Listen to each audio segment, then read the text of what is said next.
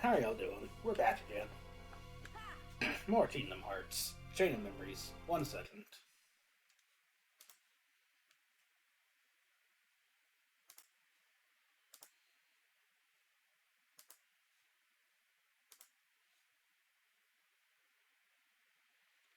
Sorry, I just want to make sure that's all set up.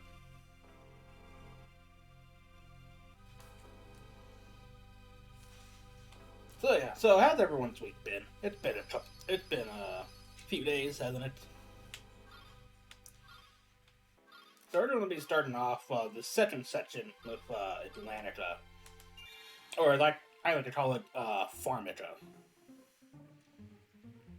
because there are going to be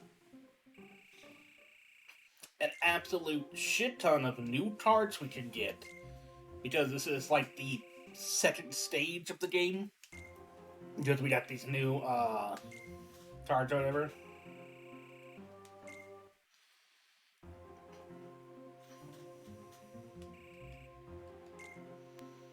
Also, I love because, like, whatever, we don't transform here. So we're not, like, sea people.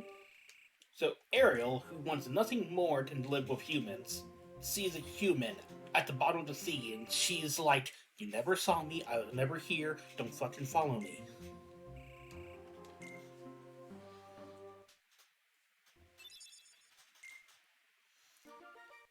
But, obvious reasons we don't transform into Atlanta. Oh yeah, this is like the only world. Yeah, this is the only world that changes the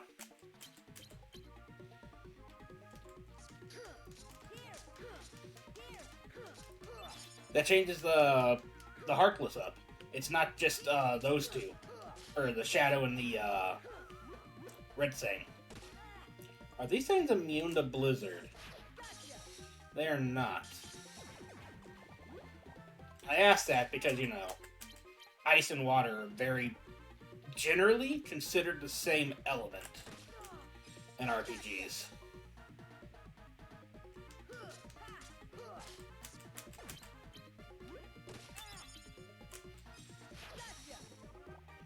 Oh, that thing's higher. I thought that was lower.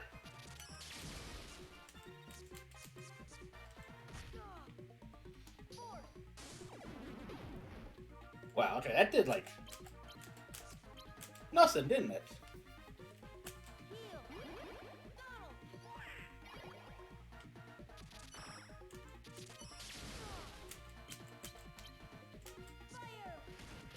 That would have done, like, maybe a bit more, but nah. Because, Gravity used to be really good against things like that. Like, Gravity is a tank killer in, 1.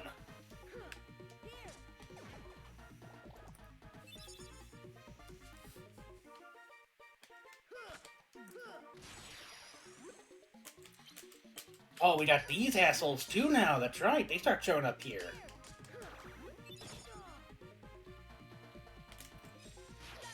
I forget what these guys are actually called. I think they're just called, like, dart balls or something, right? Can I get him? Nah. He's just a little too high up. I can blitz him.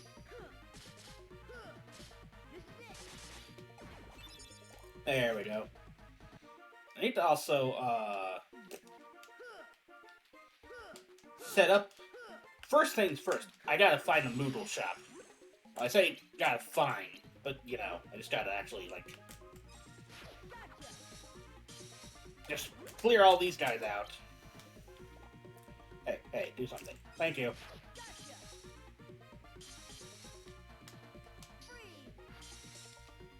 Aw. Yeah, these guys can have, I think, cards up from 3 to, I think, maybe 6 is the highest. So enemies can't go over certain, like,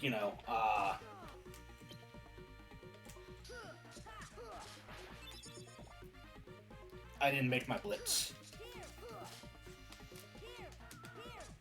And obviously enemies can only have certain amounts of, card limits on their own.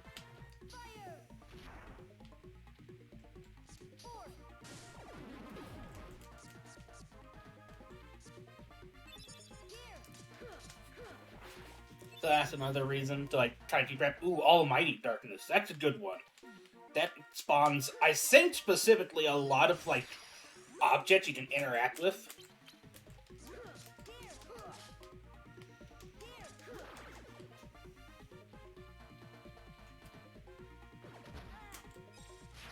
So it's really good for grinding noodle points, I think.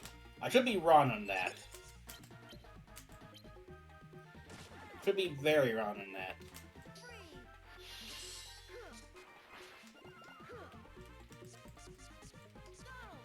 So, the Dark Balls are not weak to anything, they're not immune to anything. They're, pure Heartless, right? Yeah. Because they don't have immo- Oh! Cheetah Rewards. That's the map card that is in every singular world. Oh, 1 second, please.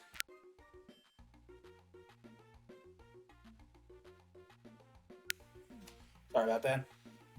We've seen like a lot of these doors. They have like usually weird ass requirements, like a lot of cards to be used.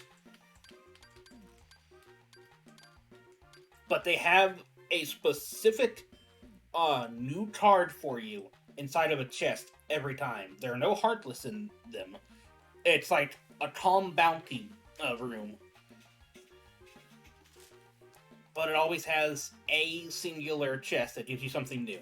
Like, if you go all the way back to Traverse Town, you actually get a Keyblade based off of Leon's Gunblade. That I think they say is a fire elemental Keyblade, so its attacks are like, fire. If not that, it's like, I think it's either really high speed and or high attack, or it's like high recovery and high attack, I think. Either way, it's supposed to be like really just physically strong Keyblade. Well, card. Why? You only get the one card, so you have to find, more as you go along.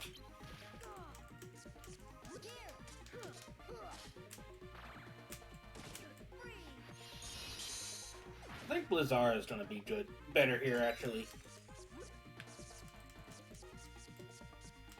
I'll use fire for the raids, then.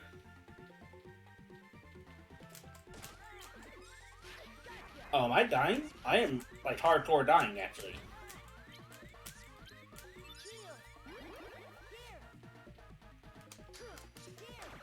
Ow. I've got to stop fucking around. Yeah, these things, kind of hurt.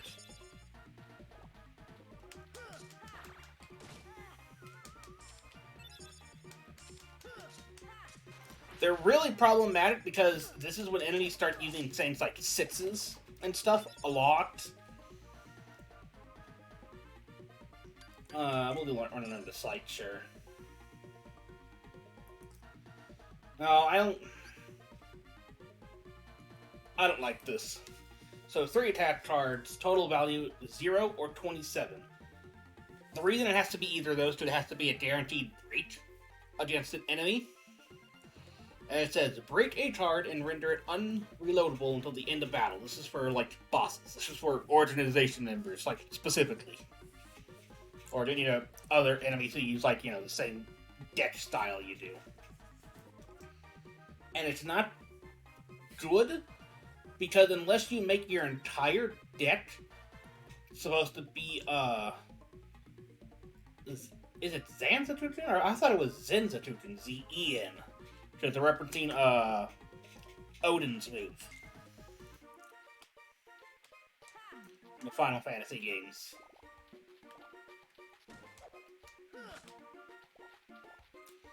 And I wish I could have taken that level up back. I should have used more health. Or more charge points.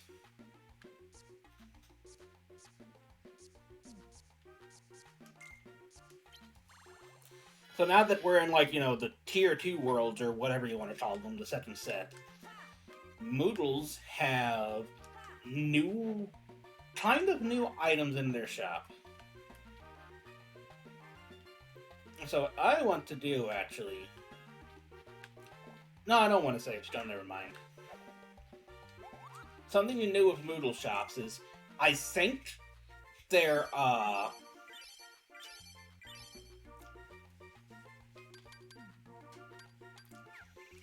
actual inventory, like what shows up in these card packs or whatever is determined upon room creation, right?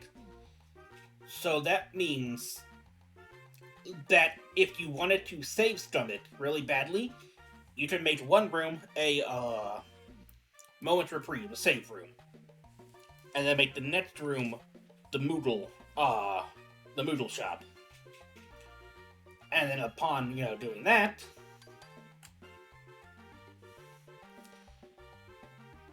once you do that, if you don't get, like, the cards you want specific, like, I'm looking for Cloud cards, right? And Cloud is a rare type of card. Like, if you get, like, just the base whatever, you're bound to get more, like, Cure, Blizzard, maybe Fire, a couple of times. It's, like, very rare for things like Cloud to show up, and even then, the numbers are generally kind of low. The more expensive card packs give you generally higher number, rarer cards.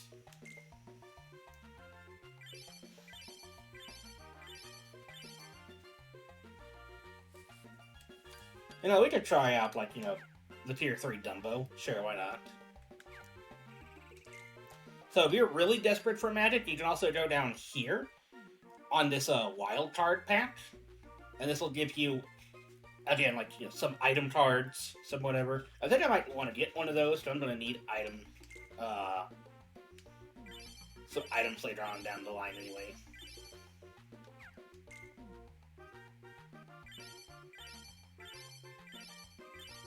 And I see, like, the level 1 gave me, like, pretty much all Simba and shit like that. And so now we're going to do, recycling. So I don't really care for these platinum cards, which is why I sell them very frequently. Especially, oh my god, summon cards that are like platinums. Get like 20 points back for them and all that shit. It's good shit, good shit. Got one Cloud card out of it though, and I feel really, really bad about that. Okay. Now, if you're someone like me and you're like, hey, I'm probably like never gonna use like a lot of these other, like, the deal that they want you to do with these other Keyblades. This is maybe one of the reasons maybe people don't like this game so much, and I get that. Is that it's hard to make an entire deck. Like, it's hard to make all of your attack cards in a deck the same time, and having a bunch of different variables is like... Okay, so TNT has attack D, which is the lowest you can get, right? So you want something like 3 Wishes or Olympia, which is like damage C+, right?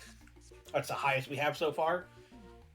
But you want to make those, if you don't have a lot, the finishing combo in your deck, Thor has his, like, swing, his stab, and then his spinning finisher, which does a lot of damage. You want that to be your highest rated card. It's hard to do that specifically if you don't know, like, exactly how a battle's going to turn out, because, again, it's an action game. It's not like a turn-based card, whatever.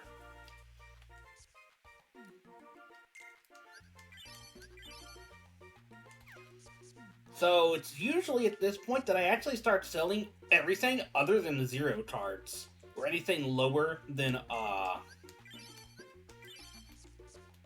4s or 5s that aren't 0s. So like these pumpkin heads, I'm selling these. If you sell all of a certain type of card, like if you sell all your Blizzard, you can still find them and get them from, like, Moodle shops or whatever.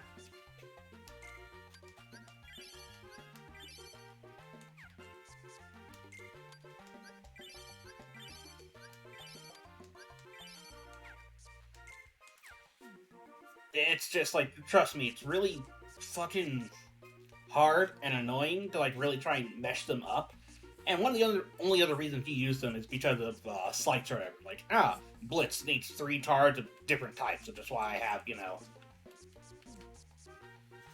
all of these still around.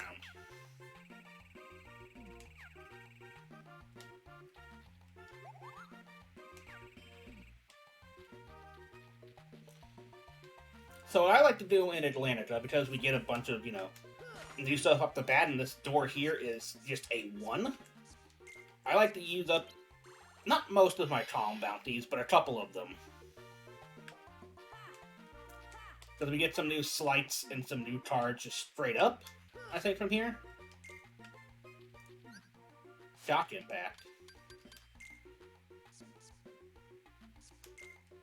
Yeah, we have Stun Impact, which is, the AoE, kind of AoE finisher.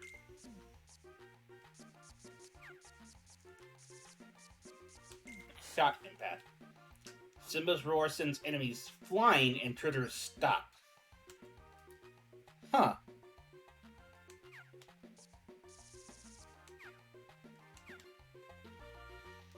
Weird. Something else I want to do is I want to... Remember this deck up here that I made that has like 90% magic in it? I'm going to like edit this a bit and make it again mostly magic based.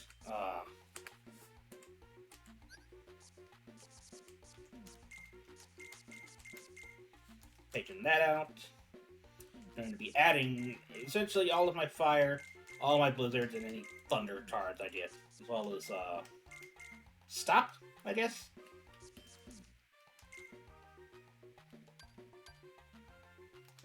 Maybe gravity just for the shit of it, because I'm not sure if gravity counts for this or not.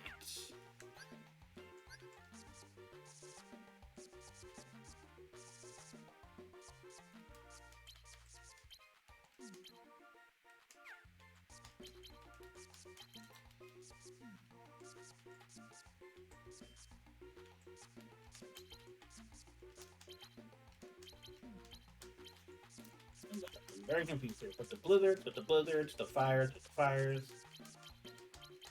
I don't think the order matters, because this is where I want to start experimenting with the white rooms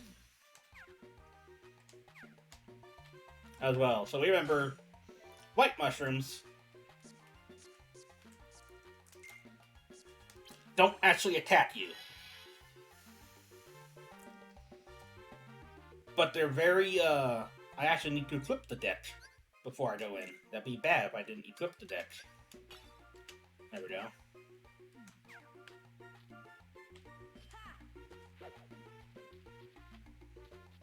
So when you find a white mushroom in here, if you find a white mushroom, because they're always like fucking teleporting around. There we go. When you actually get into combat one of them, don't attack them. I remember they do these, whatever.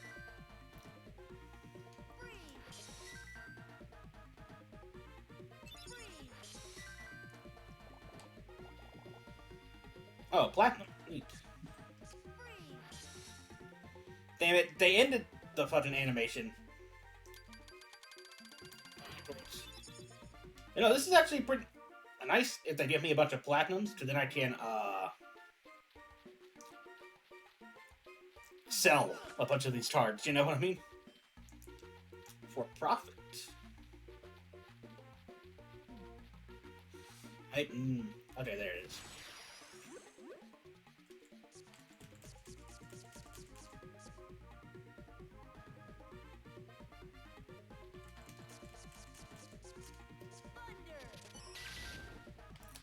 Yeah.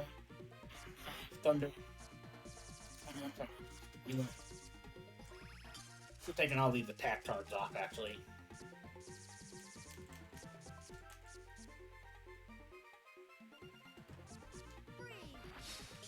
Excuse me? I was too close. Okay, what now?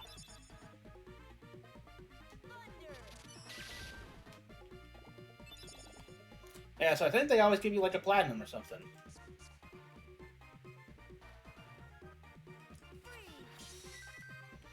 Could be a real good way to fuck over this deck, actually. Not this deck specifically, but you know what I mean.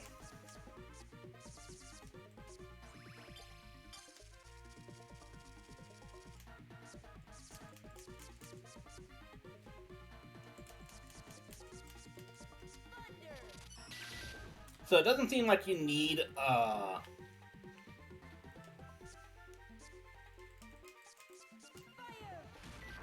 So in Kingdom Hearts 1, if you did the same element 3 times, you'd be given, like, some kind of, like, mastery something. Like Fire Mastery, or Blizzaga Mastery, or something.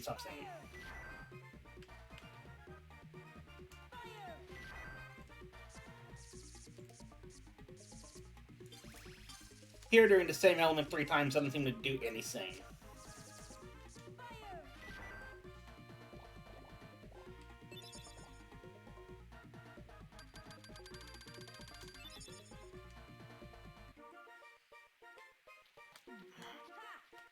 Yeah, it doesn't really seem to be worth it, actually.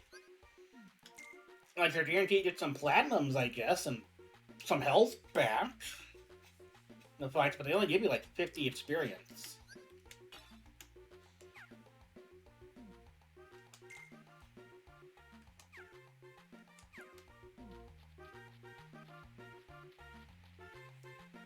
Yeah, it's not really a great room. Alright, back to what I was doing before, and that's, wasting a lot of my bounties. Not wasting a lot of them right away, because I know there are a couple of things we can get. Homing Blizzara.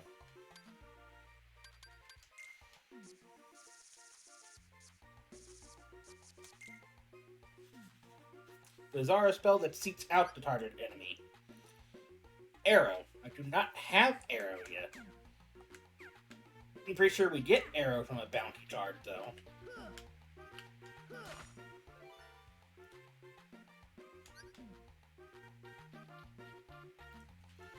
Alright, so what I'm going to do was... At this stage of my deck, probably not a smart move. I'm going to use this Almighty Darkness card I found. And it's like Feeble Darkness, except, reverse. All Heartless in here have +2 to their card values. I.e., I need to not do that. I need Slights.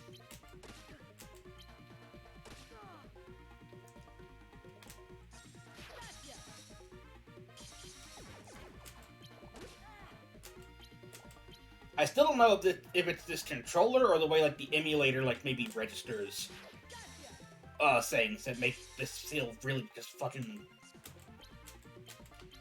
weird. Because I don't remember having troubles with slights like this in the original Game Boy Advance version. But I could also just be horribly, horribly wrong in that fact. It's a very distinct possibility.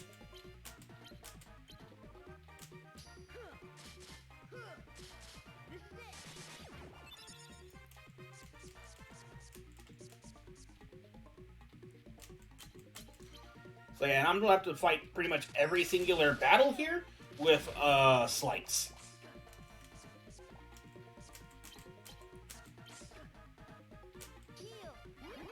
Like, mainly slights.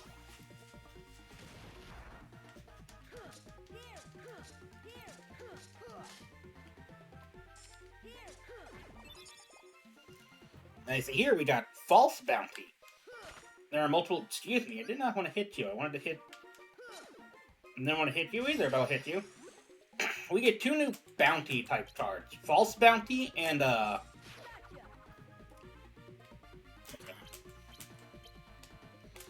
Guarded Bounty. False Bounty throws 3 chests at us. We can only open 1, I believe. And the other 2 have Heartless in them. Like, generally, like, way better. Stronger fights. Do something. Thank you.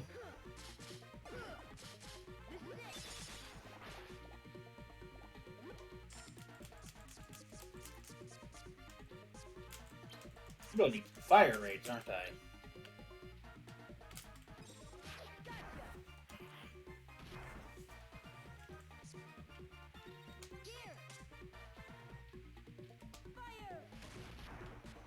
And if you use some magic attacks from a far enough area, the enemies won't be close enough to you, so they won't actually attack, so they probably won't card break you. Hey, there we go, Guarded Trove. Not Guarded Bounty, still, you know what I mean. But yeah, I have no sources to back this up. Actually, no, this is just a straight up Blizzara, or Blizzada, isn't it? Oh, it would have been. I used up literally my entire strategy to take out 2 guys.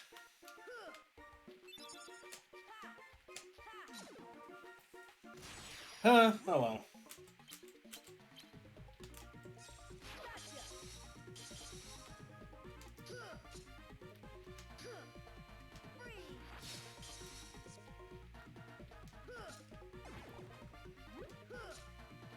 Just trying to kill that one guy so I can leave this dude alive, so I can, blitz him.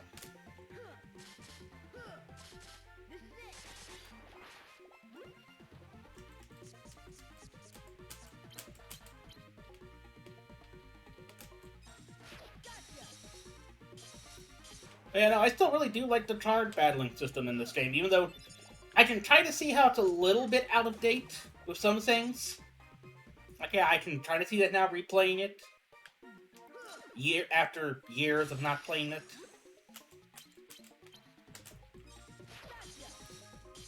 But I still think, like, it's, you know, a worthwhile experience to play through. Still a fun game, honestly.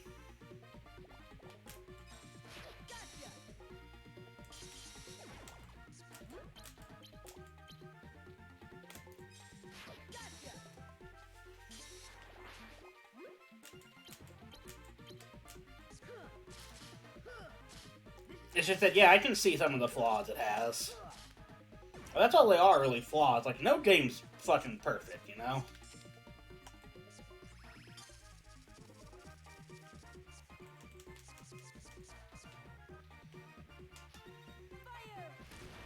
You can't cast fire in midair, so if something's floating up like that, you can't do anything unless you're really far away. Because fire will home, but it's kind of a slow home. It's also fire is very fast to travel. That's kind of why I like using Blizzard Raid more than Fire Raid. Because fire is more guaranteed to actually hit your target, but Blizzada is, I guess, like the better AoE spell in the game this time around, because of the explosive nature to it. I'm also dying again, aren't I? Let's fix that.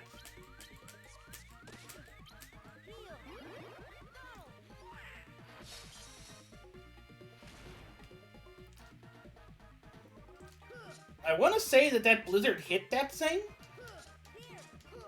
but it didn't do damage, which makes me think that it's, like, immune to Blizzard. But it's like, no, it can't be, because I've been using Blizzara Raid on them, right?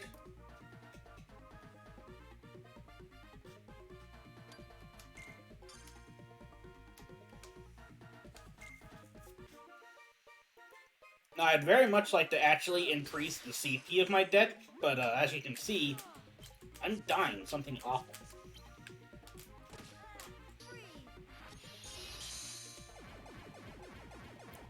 Ooh, that was good. That's what I wanted to do earlier.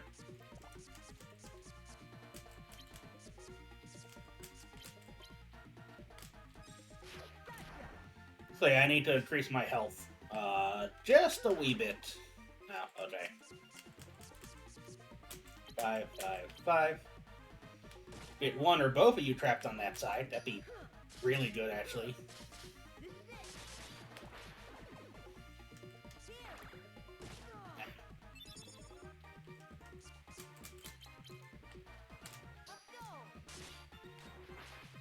Oh, hey, we got it. What is it? It is called a Dark Ball. I thought it was called that, but I was like, no, that seems just like really too stupid and on the nose. What do you do? What do you do? Hide the cards you hold from hostile eyes. Again, this is really only useful in, you know, battles where, boss battles where the enemy has a deck like you, and it's also only good for them, because the AI can still read your deck and still go, oh, he's, like, hovering over a 0.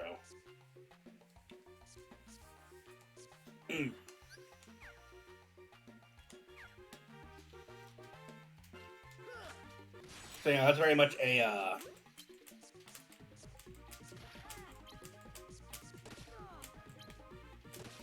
kind of non-card for us. Sure, I'll take it. Just start sliding everywhere, why don't we?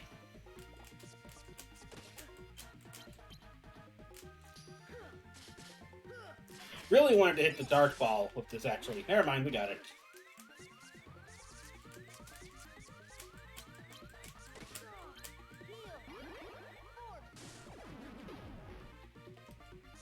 There we go. Kira's doing a lot of work right now. Like, it's still not as much as Tiraja. I just wanted to charge break that. Ow.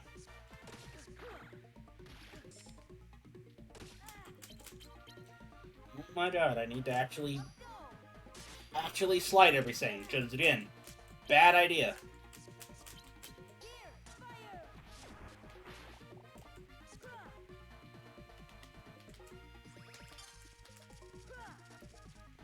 I forgot that I've been able to dodge roll for the longest time. You fucking bitch! You waited until I brought that up!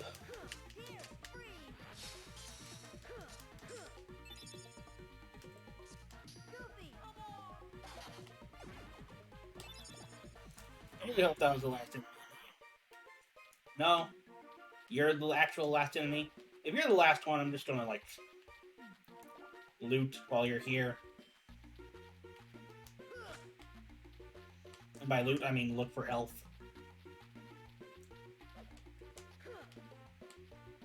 Like, any health, please. More than maybe, like, 2 points of health.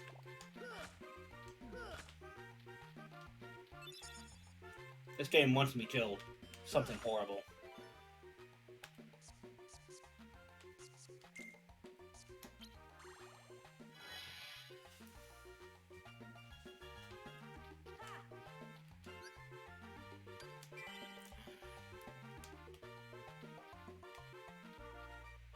See, if I were to be having the cloud, this would not be a problem.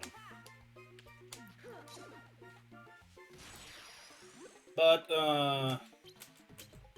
it is definitely a problem right now.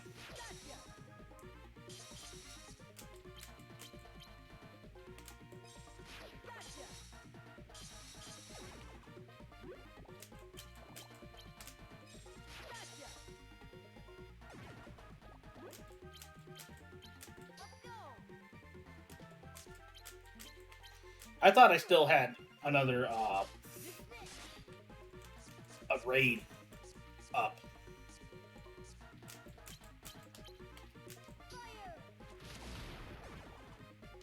And see, the problem with my deck now is that most of the cards are like 3s and 4s and shit like that. And I legitimately can't have that.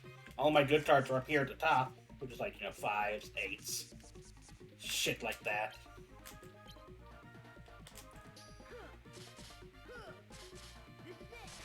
Oh, I got both of them with the Blitz. Nice.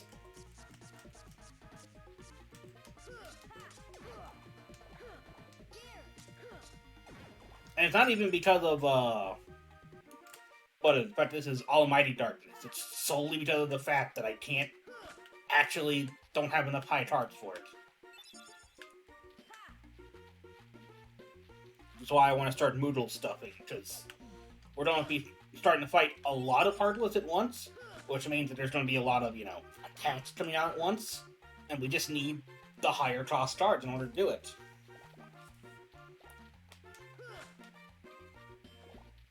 So that's kind of why I'm, like, again, farming here. Because I want to, like, go through these rooms, gain a bunch of Moodle points, so I can, like, buy, like, weapon packs as well, too, attack packs. And, like, I don't think consolidate's the right word. Minimize my debts. Right, because I have 31 cards in here. If I were being honest, I would honestly get rid of everything here and below, attack-wise. Again, other than the 0. I need to add a Tiraja at this point.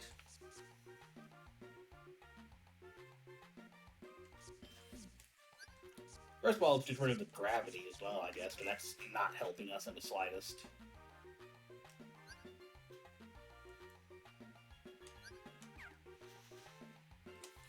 Yeah, I'll return to Dex after we've done a bit of the grinding here. I just walked through the door. I don't want to walk through the door. I'm going to use up some of these good cards we have. Like,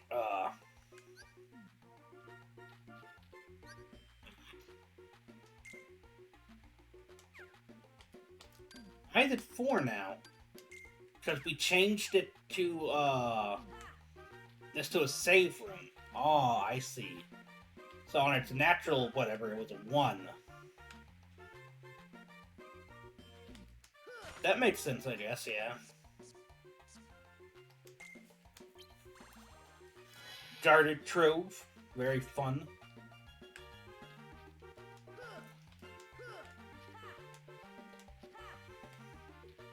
So, we got lucky here. There are 2 setups that you can get here. Either one, a large body blocking. It's always like...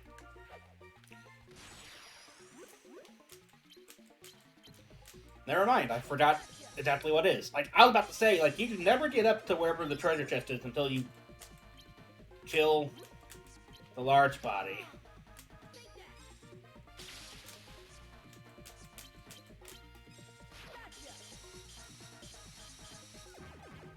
That works, I guess.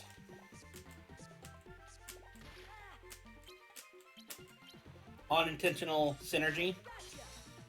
Yeah, I forgot that there is a dark ball up here as well.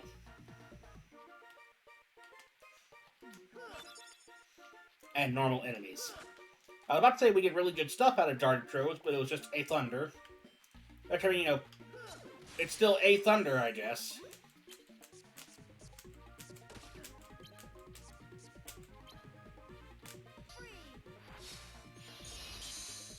I was about to say, that not get fucking any of them? I was going to be really sad if that didn't get any of them.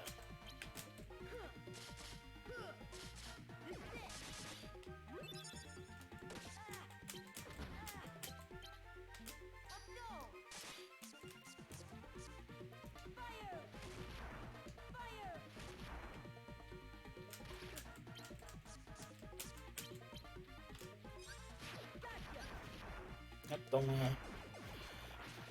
select it by accident.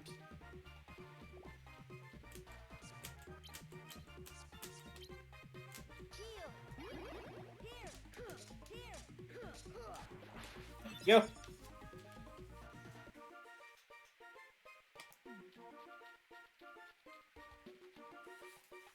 So what else can we make in here that's nice and fun? Or should we just continue on with the actual level, actually?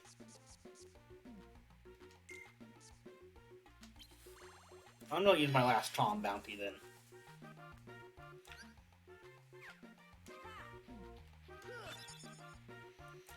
Oh, we got the Trap Claw out of it, which is a ship tard, I think.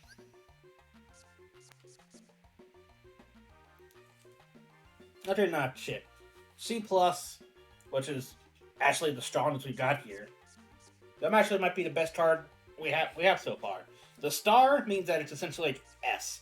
So like you have D all the way to A. You have like A+, I think, and then the star is just it's better. So Crab Claw being like a bit lower in numbers actually, because you'll get a card broken out of them fairly often, but you recover from them so quickly, kind of doesn't matter.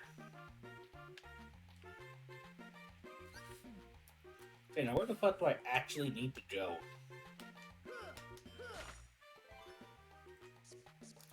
Oh, this is a 9? Do I even have anything that's not, like, really horrible for me? A White Room, Tranquil Darkness, and Feeble. Damn.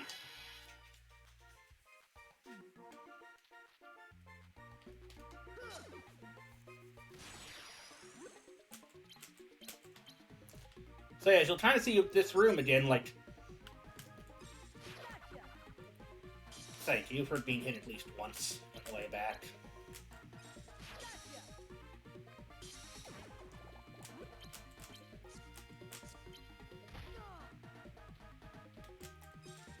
See, I don't care about hitting him, I care about hitting that guy 4 times. So that's when the fun stuff happens. Alright, these guys are feeble. They're gonna, like, have, like, 1s and 0s. Not 0s. Whatever. Hey, Pluto, how you doing? It's nice to see you. How's your week been? Ooh.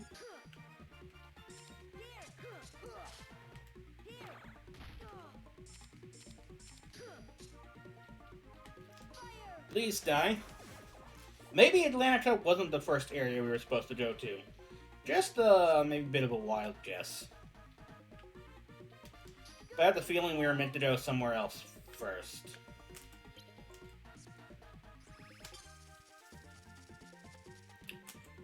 Like, not...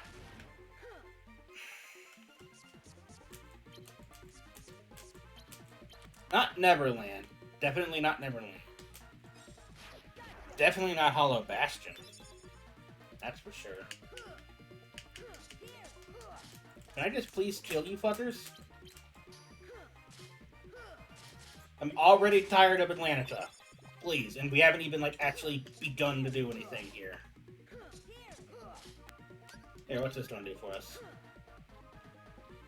Cool, nothing. I get to avoid a singular hit. I think.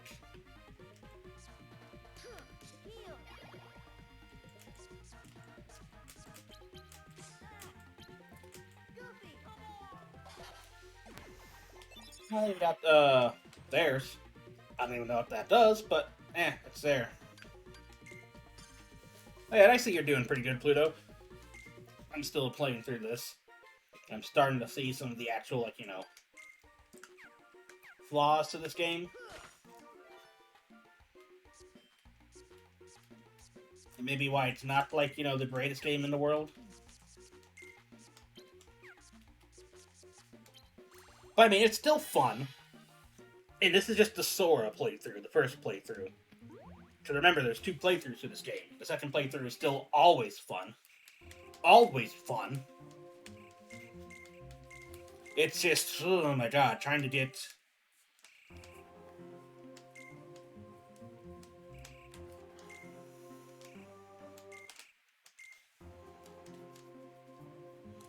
The biggest flaw of this game is... the ability to find new cards. I think it's the problem. When you have a good amount of cards for everything, it's just your deck making skills at that point, right? Like, if you're playing through this and you're not upgrading your card points, your deck capacity, essentially. 1 second.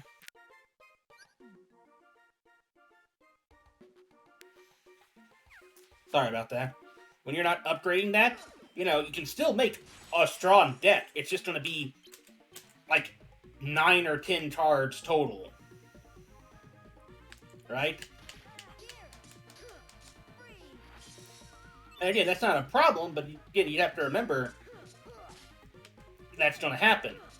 But you'll eventually do need stronger and higher numbered cards. Because, like I was saying like a minute ago, most of my cards at this point are attack cards in this deck are a shit ton of, like, 3s and a 4, which is not working at this point. But enemies are starting to get way above that.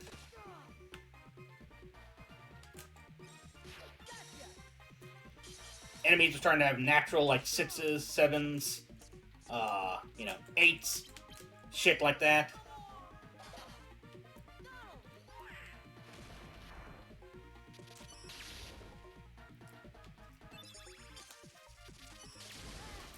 But when you have a lot of cards, actually, like a lot of cards you can use, it just comes down to, like, going like, oh, but if I combo this card with this card and put this here, and, you know, start abacus doing math or whatever.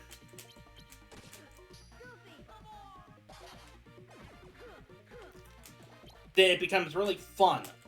But trying to get to that point is really awful. Now, you get new cards by just finding them in the environment, which is very rare.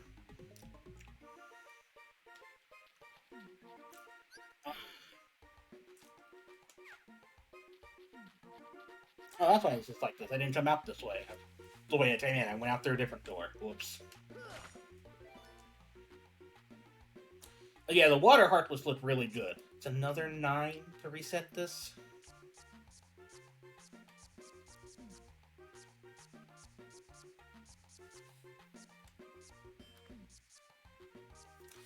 So again, let me show you, because I want to keep doing this actually.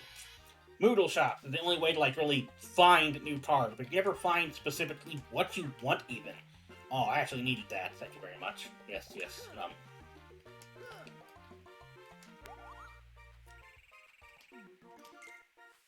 Because, you come into a shop and they give you a free, just basic bitch opening patch. But look at this. The only card I would ever actually use is the Olympia 7. Because 4s and 1s are worthless unless you're trying to do specific slides that need, low amounts of numbers or something.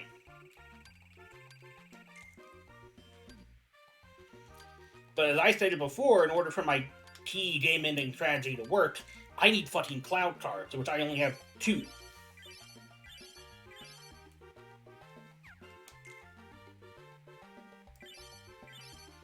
The game is not being nice and giving me any, except there's the one I needed right there. Let's see. Also, trading in cards it's necessary, but it's near worthless. Look at this. 8 points for a Simba. I get it, higher toss cards give you a lot more, but even then. If I were to sell most of these lower toss Simbas, really not even 100.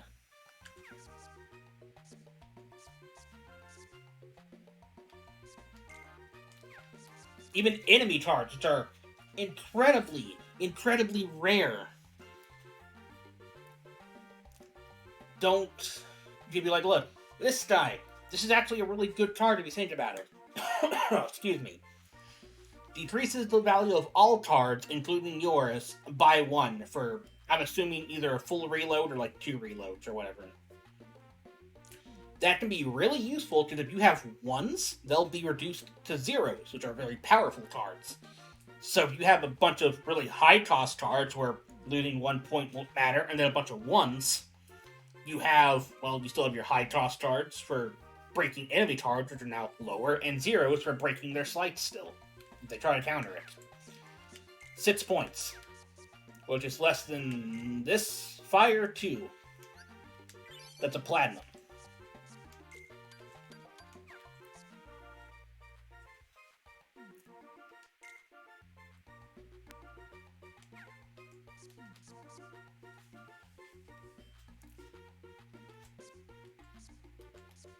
Let's see.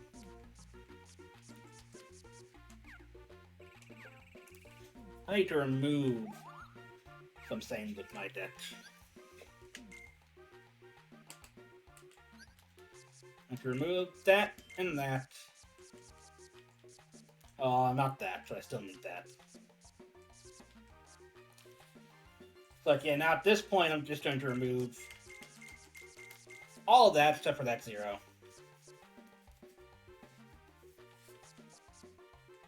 And that 0. That 3, and that 3, and that 4. So I have only 5 that are higher. I don't really have a lot of shit in here. I'm going to try experimenting a bit. First of all of my clouds, which cost a shit ton to put in there. I want to try Dumbo. Which I think I remember Dumbo being good in this game.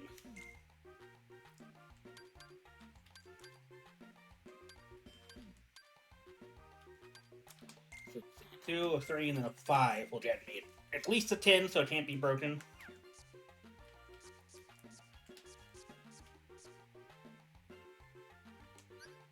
Nice. Deck 1. Remove.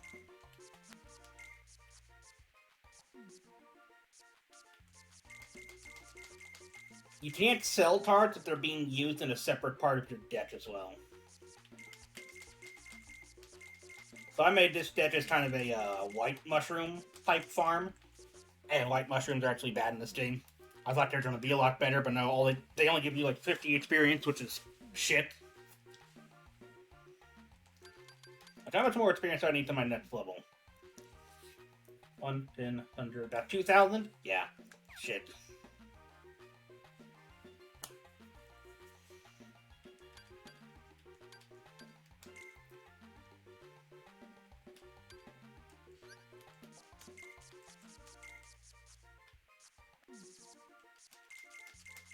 I mean, this is another good thing. All your cards are shared, so you don't have to, like, use up one good card for a deck.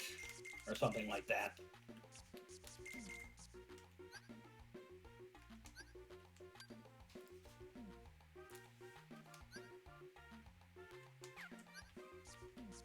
Okay, we need a lot of, like, resetting up here, don't we?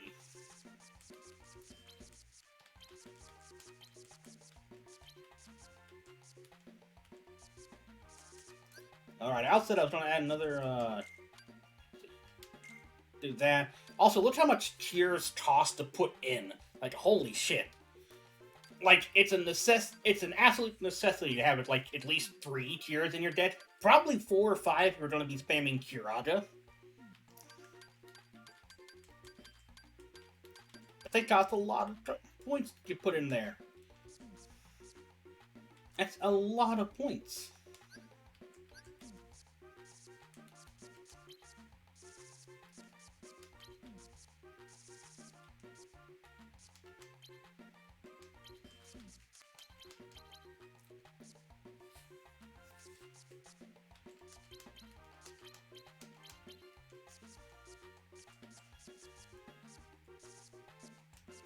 And I'm going to remove that, so that costs points too. How much? 20? Yeah, fuck that. Get out of here. Not useful.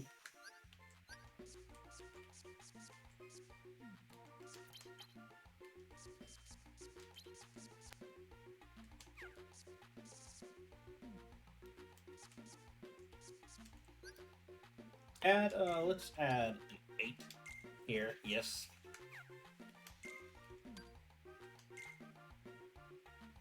I have enough? I do not have enough. I am literally, that'll make me 1 point over if I put that in. Damn. That's fine, though.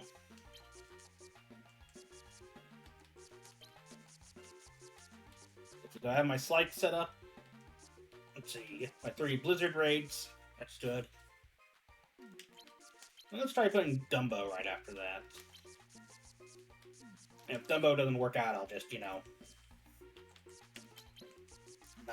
take him out. Not have to deal with Dumbo shit.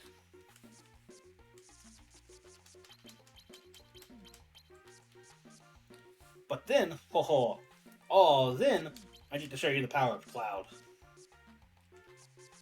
Yeah, I'll put Cloud up there.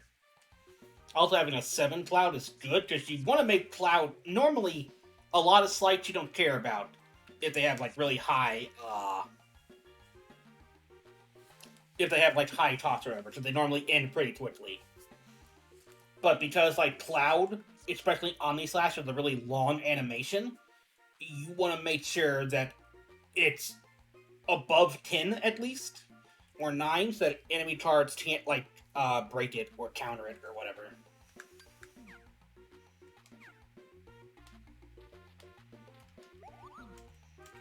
And then, before we even go back to combat, I'm going to sell all of my gravities, because they're worthless. I have no regrets upon doing that. And most of my genies, because genies also kind of worthless.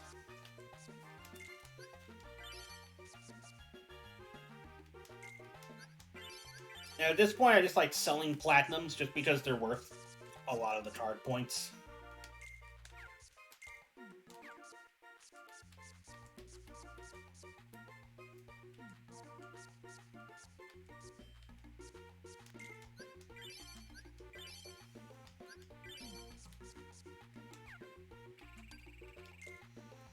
And buy more magical stuff? I can't.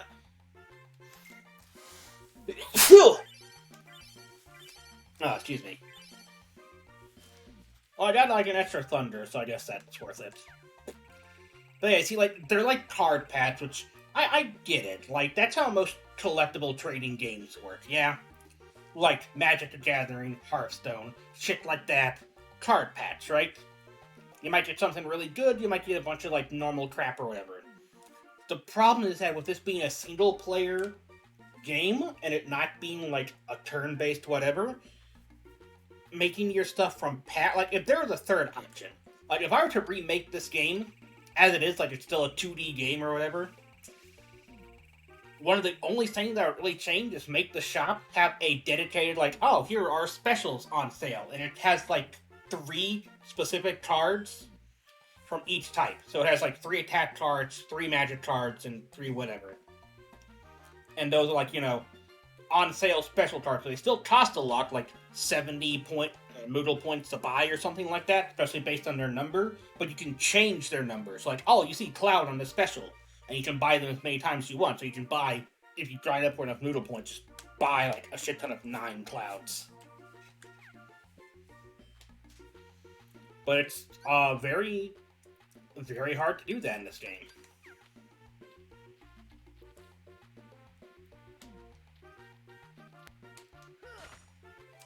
Which is why I like the second playthrough better. Again with the fucking 9s. Draining me of my good map cards.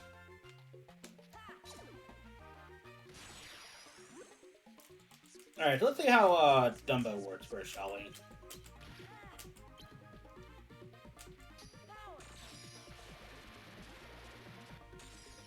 Huh. Okay, that's actually pretty good.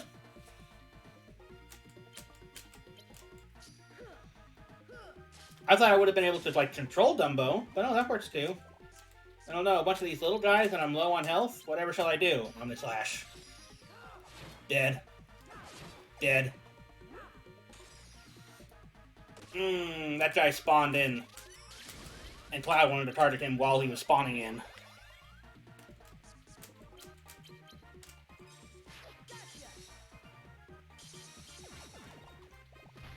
But yeah, Cloud with Omnislash is strong enough to essentially kill most trash mobs. Type Heartless. So any shadows of any form from any area, he'll kill them in one shot. I'm surprised he didn't kill the screwdrivers in one shot as well. These guys being the screwdrivers.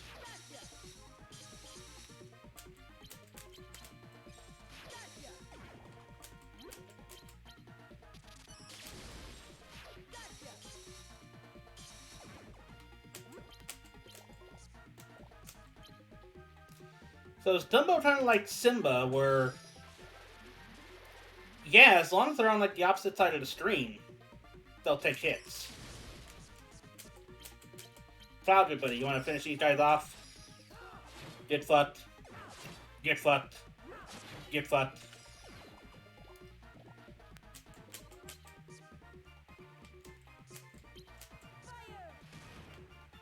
Damn. I got fucked. Actually there.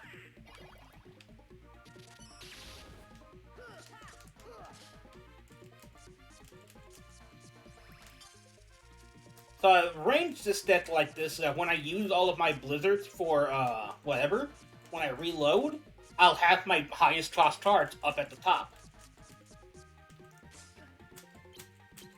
Then I still have enough to make a blitz here.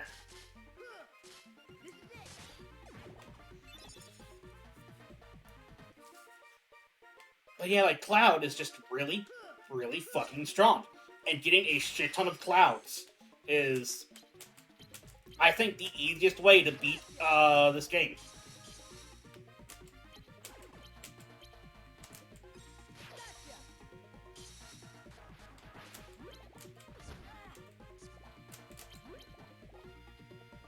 Experience, thank you. Yep.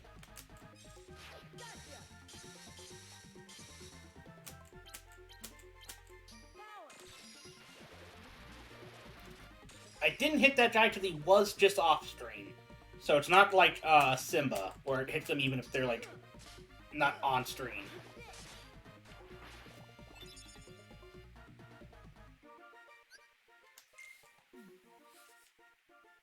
So I want to say Dumbo's maybe not worth it for right now. But I mean, I'm not going to sell him, so, it's a possibility. He'll still be, like, really good.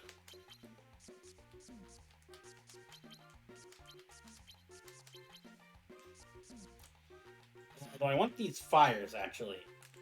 I really don't use fire for much of anything, so I'm going to say no.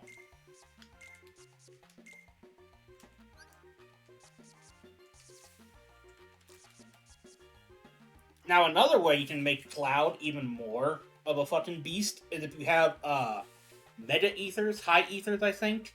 We don't have them yet. We need to fight a specific boss, later on down the line. Which we'll fight him, I think, after this area, and we get them. So again, item cards where it's like potions, quick load available attack cards. It doesn't reload like all of your normal cards or cards you use from slights, except when you use things like high potions, which will. So we need like a high ether or meta elixir or whatever it's called. Not meta elixir, meta ether. But I don't think there are high ethers in this game.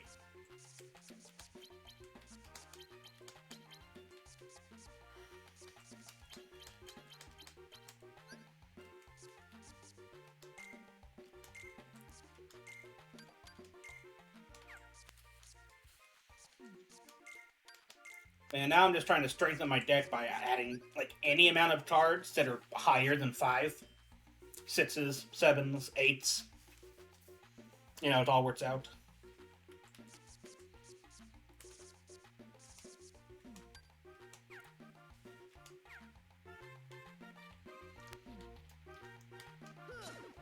More of you guys up here?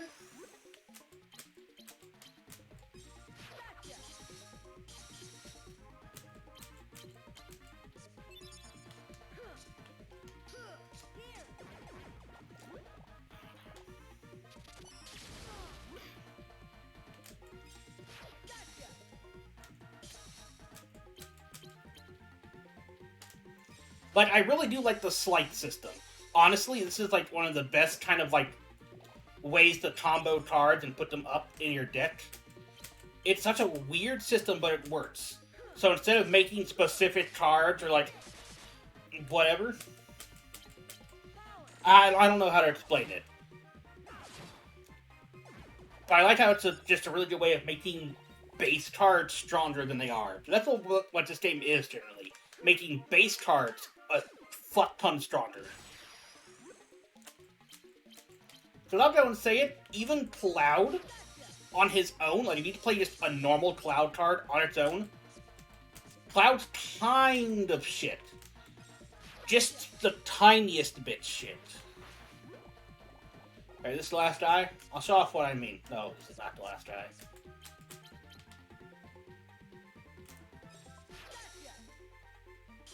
Actually, they're both with 1 health, so it doesn't matter what I mean. So, like, here's how Cloud works normally. You walk in front of an enemy, summon him, and he'll do 2 attacks. Pretty good. Then you have 2 Clouds, which he'll do Cross Slash. Which, the battle ended before I could show that, but he'll do the down, the whatever, and then he'll do like a 3rd upper slash. Which, okay, they do decent enough damage on their own. Omni Slash guarantees to hit an enemy, pretty much, unless they're like... Like, Cloud never really misses because the enemy's moving, but like, he'll like know that an enemy's spawning in and hit them as they're spawning in when they're invincible. That's the only time he actually ever misses with Omni Slash. So that's a problem. Like, let's say you're fighting a boss and you summon Cloud, right? Like, the boss is trying to, just standing there, you summon Cloud, they don't even have to do anything. They just have to, like, sidestep away from Cloud. Because he has, like, not really good horizontal reach, he has really good vertical reach. But Omni Slash does a shit ton of damage, and essentially hones in on people. So it's really, really fucking good.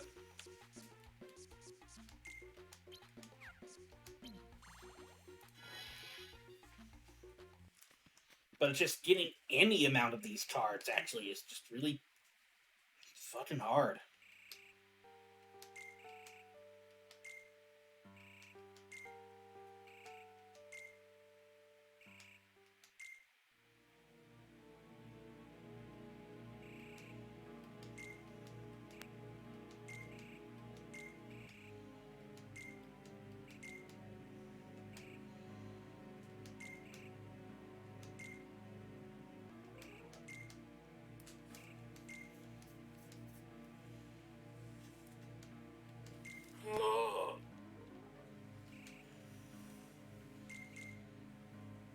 Sorry, really stiff. I just woke up like barely an hour ago. Well, actually, more than an hour ago, because I've been alive for over an hour, but you know what I mean. That's my sleep schedule now. I kind of get up at this point, I stream, then I do stuff at night, and then I sleep for like most of the daytime. Ursula is really. She's supposed to be an octopus, I think, specifically. Like, not a squid, but like an octopus. But I think it's weird because, like, we've never really come across, like, okay, we know what a mer person is, right? We know what a mermaid and a merman is, right? Obviously, we all watched The Little Mermaid and stuff before that, but, like, what the actual fuck is Ursula supposed to be? An octomaid? Like, I don't fucking know, man. Some legitimately weird-ass shit she's got going on there.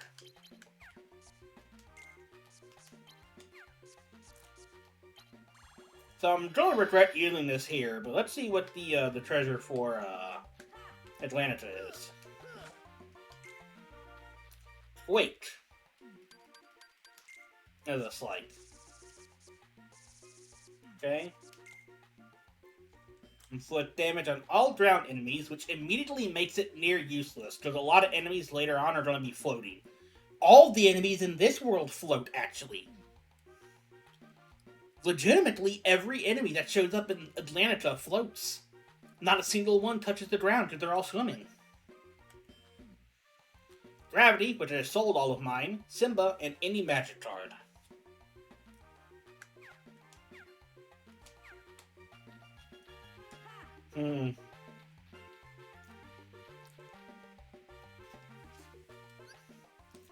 I'm sure I'm gonna get more magic or gravity cards from trying to get cloud paths, so it's not a problem. And then any magic card afterwards? Okay.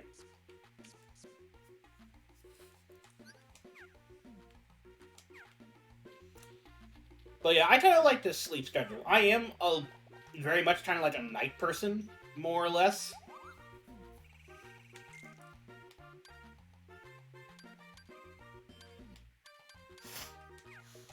So I like, being up trying to during the night. It's just that there's nothing really new during the night.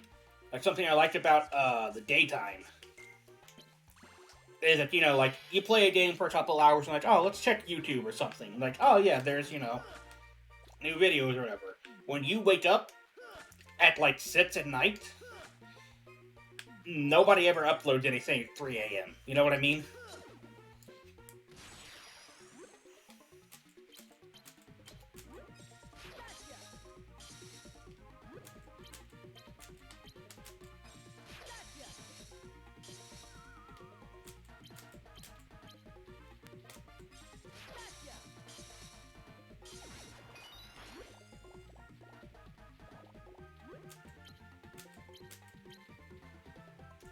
Oh, I can make Sonic Blade work.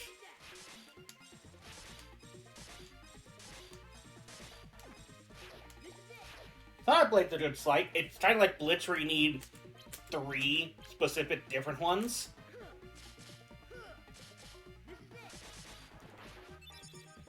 So it's still fun, whatever. But it's just it's fucking... Again, it's hard. 3 different types of whatever. Like, I get it, it's hard, so that's why it's, good, it's why it's better. But still, like...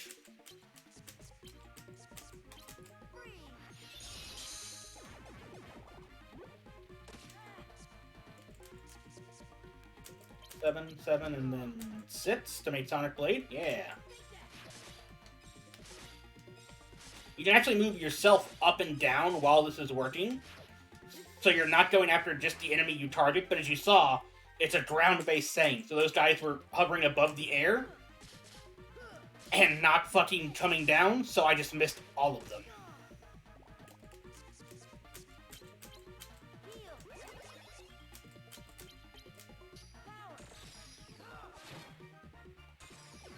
It's overkill, but I don't care. No kill, it's overkill. So now where are we going? We're just going either there or down here. So what's the purpose of going up here then? Unless that's the one that connects to the next room. Oh. So let's see. Almighty Darkness, again, makes enemies have 2 extra values to their card. Looming Darkness is the opposite of Stagnant Space, where Heartless, appear normally on the field, but they move very quickly. So it's really hard to get a first hit on them. It's hard to tell if these guys, because they like to float around generally. But yeah, on the field they move, I don't want to say twice as fast, but pretty much twice as fast.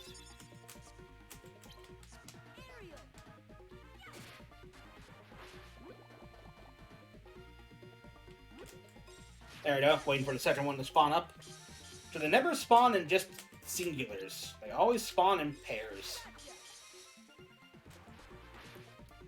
Have I accidentally made this deck really good if I just spam slights? Let me think. So we got 3 Blizzard Raids, we got Sonic Blade, a 0, and then we've got Blitz. Yeah, I've accidentally made this deck really good by accidentally putting in Sonic Blade. Nice.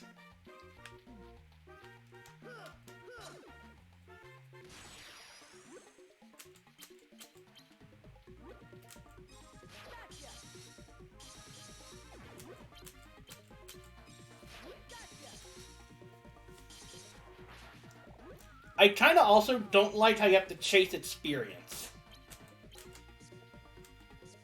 Like, okay, like the normal Kingdom Hearts games, right? An enemy dies, and they'll drop, like, health orbs and shit. And you have to chase those down.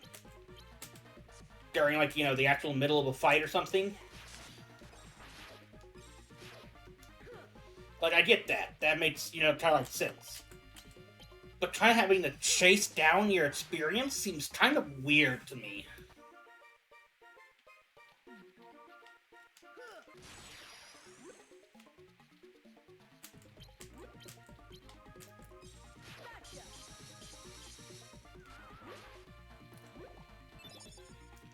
So, Looming Darkness, I actually like it as a map card really well, because it's not vertical at all. It's a complete flat horizontal plane.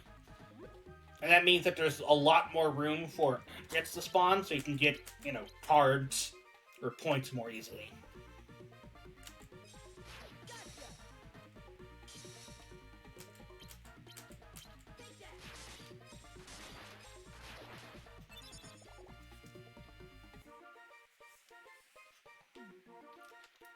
I want to say there was another game where you actually had to chase down experience.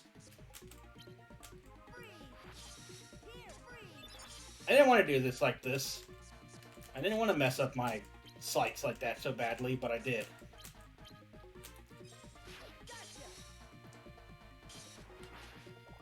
I think it's because these are triggers, actually, so it doesn't... Like, I have to, like, let the button go all the way up. It's not like, press it. And so it's weird.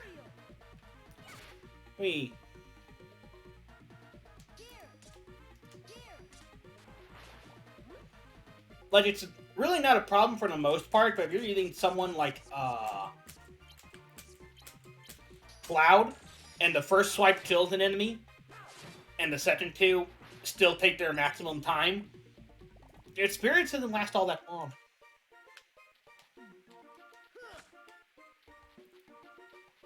But yeah, see, this is just like a big-ass room that's completely on flat plane. That's how Looming Darkness works.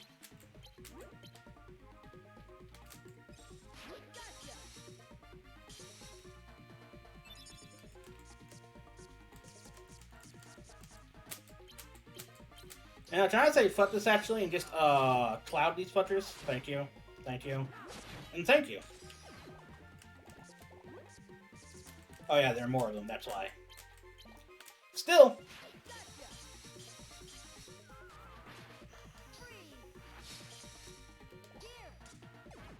Omni Slash is still just really fucking good. Like, I don't know if that's like if there is a meta to this game. I don't know if that's like, you know, the strategy to use.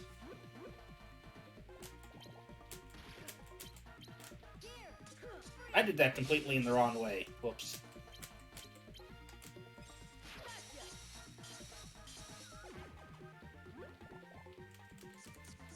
Yeah, like right now I'm gonna on the Flash, because there's a lot of enemies here, and Cloud will kill most of them in one swipe.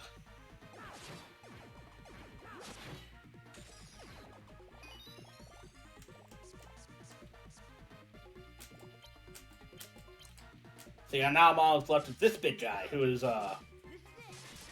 very easy target to kill.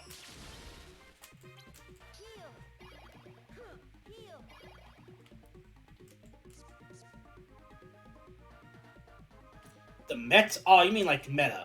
I thought you meant like the fucking baseball team or whatever. Like, okay, yeah, I guess, but no, like the meta. That makes more sense, yeah. I looked over and I was like, the fuck does he need the Mets for? Right? And again, I have no idea if that's a football team or a baseball team. I want to say it's a baseball team. I know there's probably a lot of people who are fucking hating me right now because I don't know the difference between the football team and the baseball team. Oh, yeah.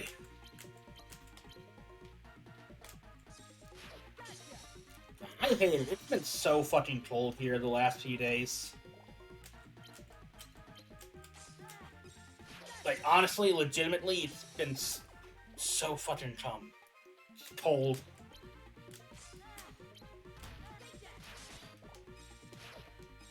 Come down here, pussy.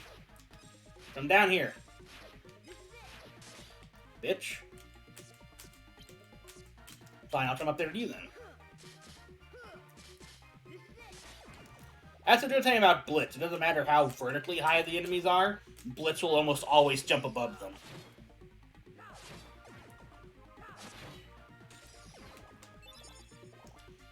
It's been snowing out. It has been here, too. So it's been getting cold, and that makes my sinuses fuck up massively. Hate that. What the fuck did I do with this? Okay. Blizzard attack Blizzard, I guess. That's the new meta.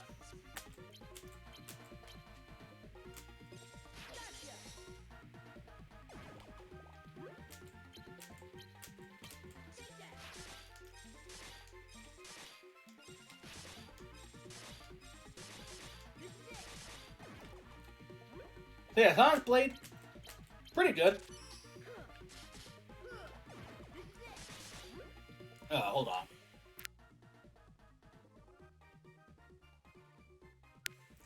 See, that's why I have to keep, like, pausing and muting the mic. Because cold just makes my sinuses so fucking not agreeable.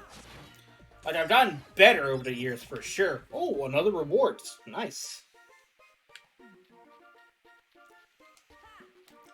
But, like, I just, for as long as I've known myself, I've always had, like, really bad sinus problems.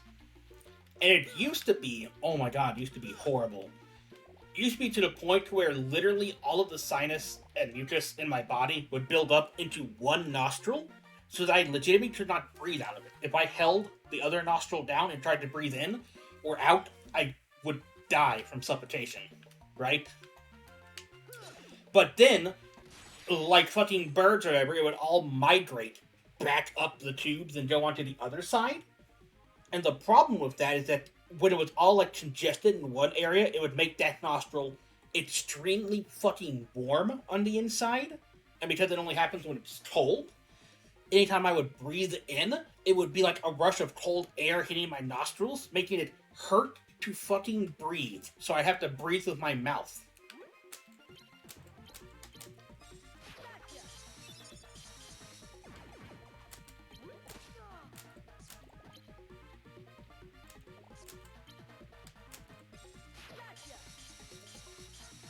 But yeah, I've gotten a lot better at that. I say a lot better like it's a habit I'm trying to break. Like, yeah, I'm trying to get better, like, you know, my nostrils. No, it's gotten a lot better over the years. Can I sneak a cure in? Thank you. You gonna come down? No? Okay. Fuck you too.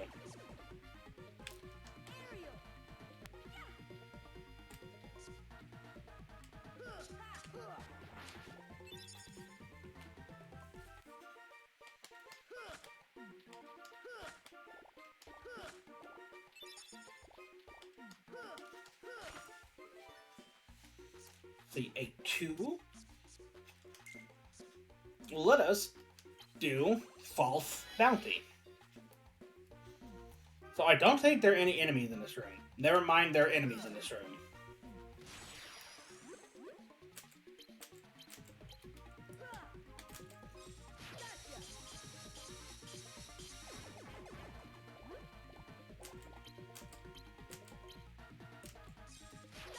I have to be so slow and so sure about setting up my slights now.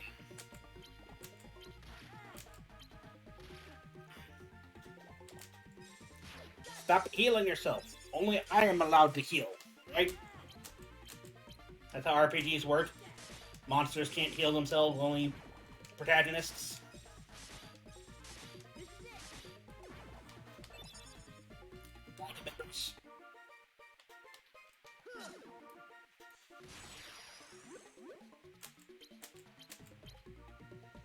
I think we're pretty much done with Atlanta. I've spent like all of the stream in Atlanta here. But that's kind of because I need more map cards than anything.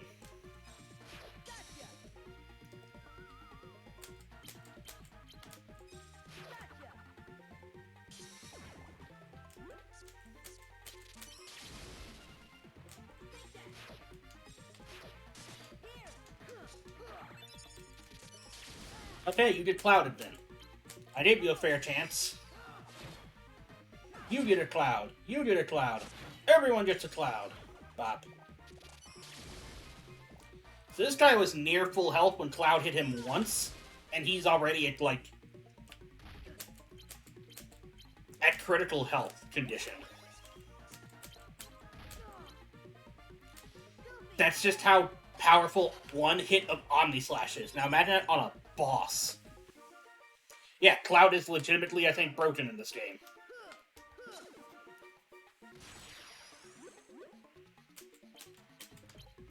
Like, the raids are fucking really good, too. Don't get me wrong. Like, I love these Blizzard raids. And fire raids as well, essentially. They're all really powerful, because they hit twice. Multiple times if there's a big enough enemy and they're at the edge of the map. Whee! But Cloud in particular, when we come to bosses, like, raids aren't really that great against bosses. They deal damage, but not, all that much.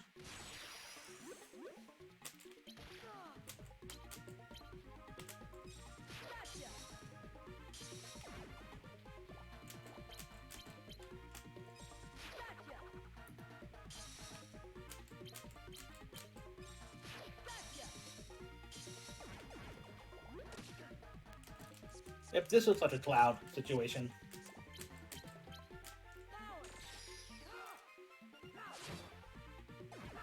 So you see, even though Cloud missed once there, on his second swipe, he hit everyone. So the thing of this game is, when you look at the battle screen, horizontally, there's a lot of room. Vertically, not a whole lot, which is why enemies generally fly up in the air as well, and try to avoid you like that.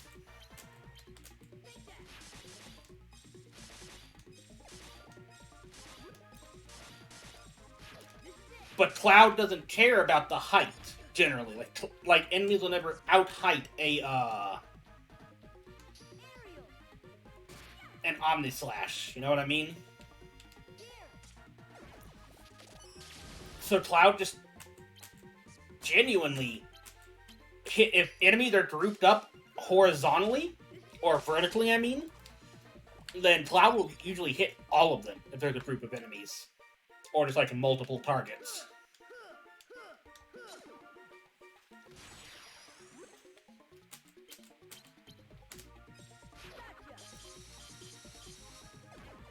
Nice, I got a third one on that guy.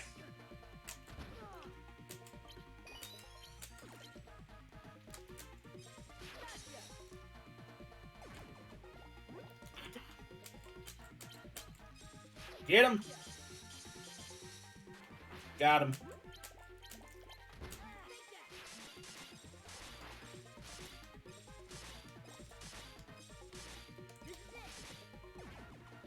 So yeah, Sonic Blade's really good. I think this is the best Sonic Blade in the first 3 Kingdom Hearts games. And by 3, I mean like 1, this, and then 2.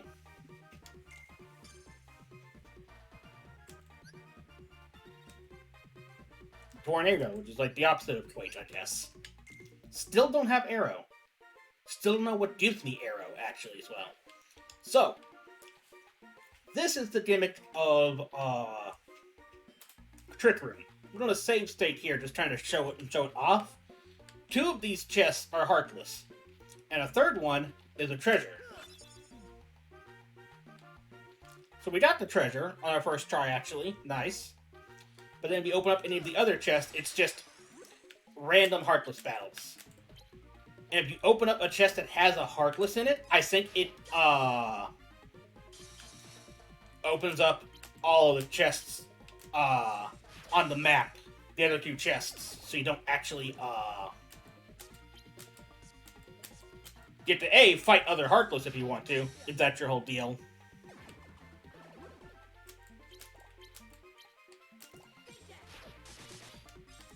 But it also stops you from, getting the actual treasure chest.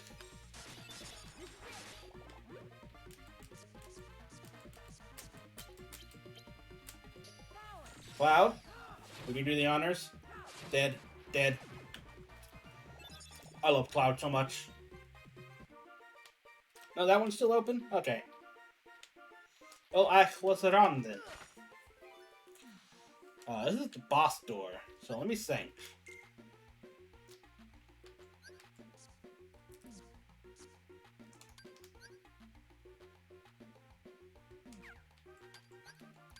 This is Ursula we're fighting. So we know how she works. Ow. We know how she works. So do I want to add some more cards? The answer is still yes.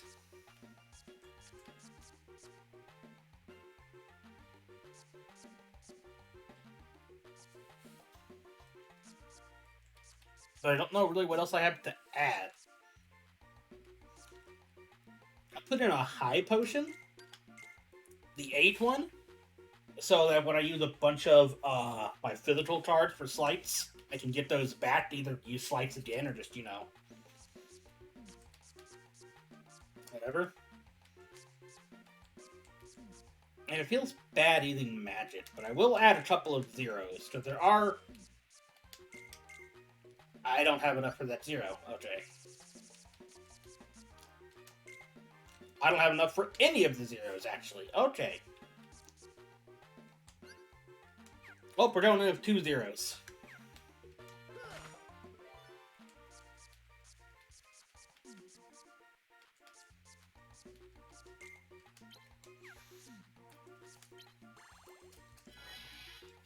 Oh, sorry. Itchy nose.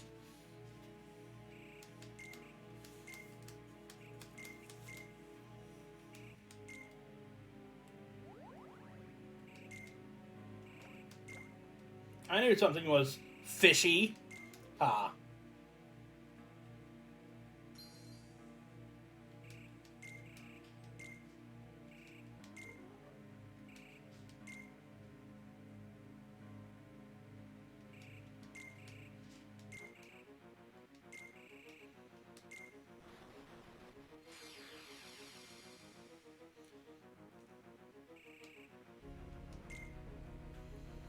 So yeah, we have to fight Giant Ursula.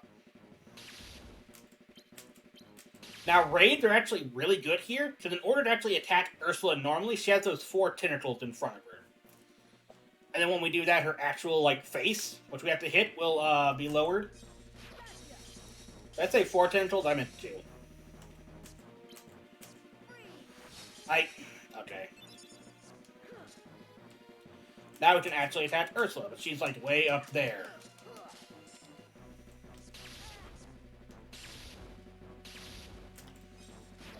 I don't think it's the tentacles block Ursula, more so than it is,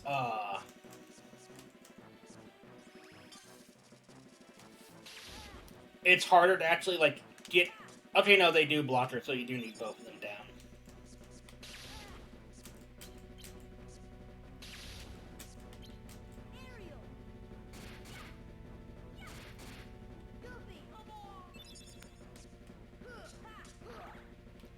Yeah.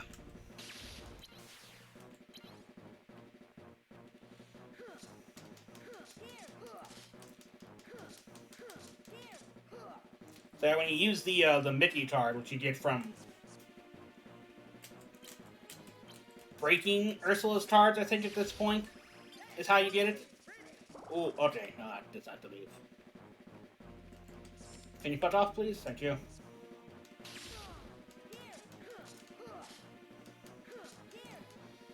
It lowers her down. I'm gonna do this. And then Omni Slasher.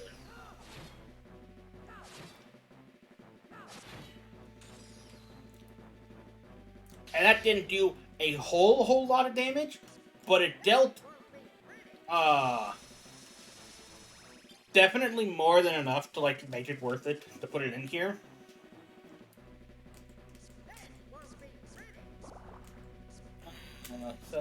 No. Fuck off, Bubbles. I need time to think. 7, 7, 6. There we go. Sonic Blade. Bubbles, fuck off. I don't want you.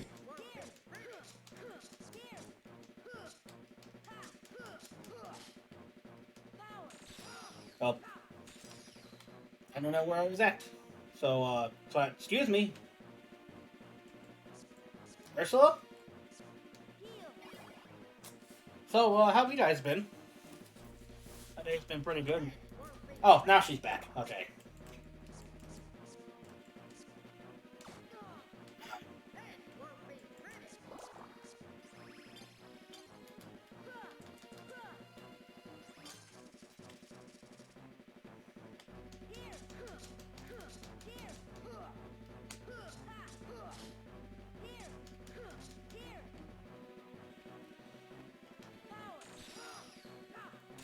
Ursula, come back.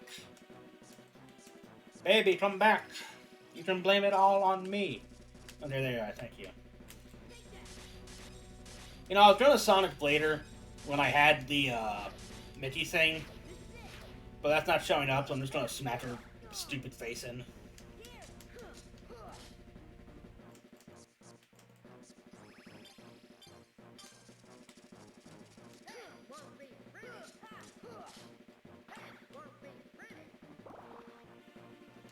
So I've heard, Ursula. So I've heard that this won't be pretty. There we go, finally. Jesus.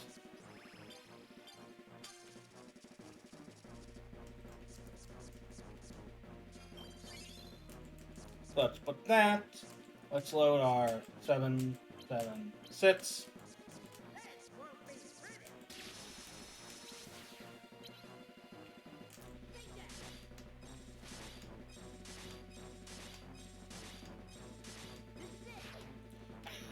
For the finale. Boom. Yeah, that lightning breath she does there will do an actual shit ton of damage to you. So, that's like the only thing you have to actually kind of be worried about.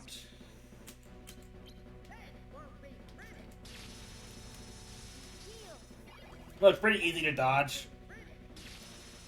Because she can't turn while she's doing it, so when she's yelling the one voice line she has in this game, just, you know, walk to the other side.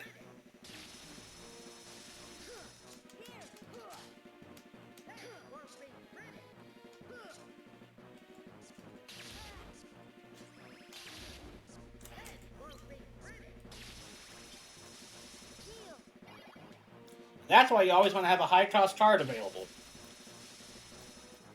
It's kind of a tool fight, yeah.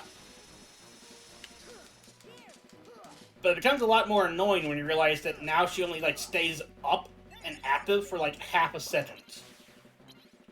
Alright, Cloud, do your thing. I mean, she had 1 health left, so, you know. But still.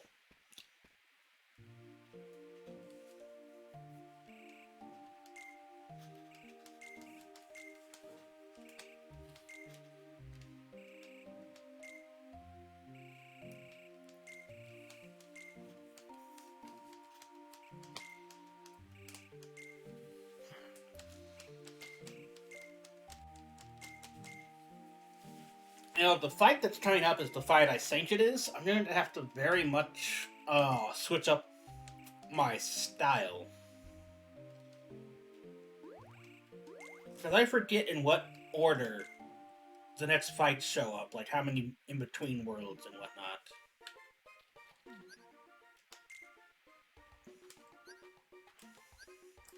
And take out the blizzards and put in fire instead.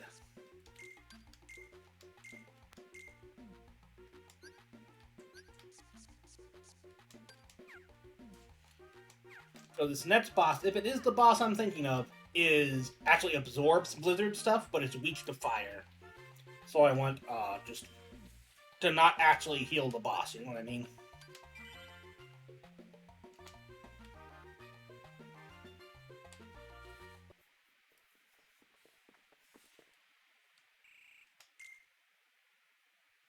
This is not the fight I'm thinking of. But I'm still scared shitless.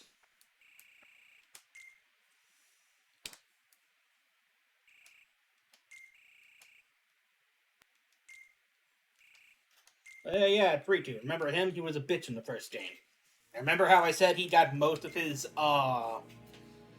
character development during Chain of Memories?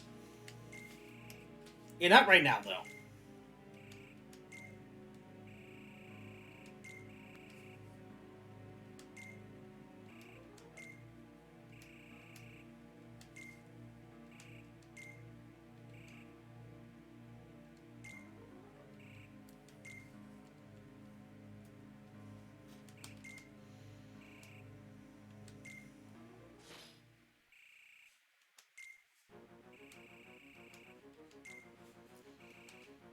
So apparently people took feedback at Square Enix and like, hey, yeah, remember that Riku fight where he was dressed like this, Riku Ansem fight in Kingdom Hearts 1?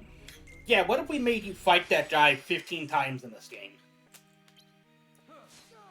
Riku is a fucking horrible bitch to fight against.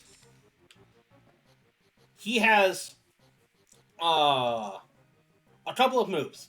If he attacks you, if you stay away from him, he'll do a move where he slashes down and dashes forward, which is just 1 card. That forward slash fucking stuns you. And if he does it again, it'll still stun you again. I don't mean like card breaks, I mean like, you know, dazed over your head, unable to do anything for 3 seconds. So you can get, if you're unlucky, just completely stun locked in this fight. He doesn't do the thing I'm really worried about now, but he has a slide called Dark Aura, which is where he flies away off of the screen and comes in at different weird angles, slashing you, and each slash does a shit ton amount of damage. But right now, I'm pretty sure he doesn't do that. It's just the 2 slashes, that,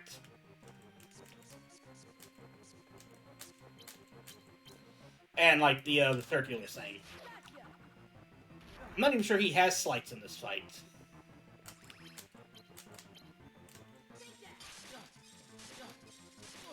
Or 0 cards for that matter.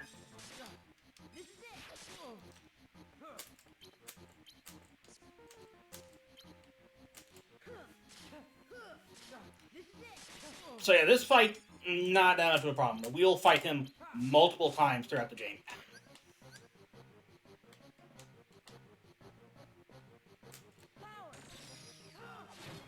Slash. Slash. Look at that damage that Omniflash did. Oh my god, that was so good.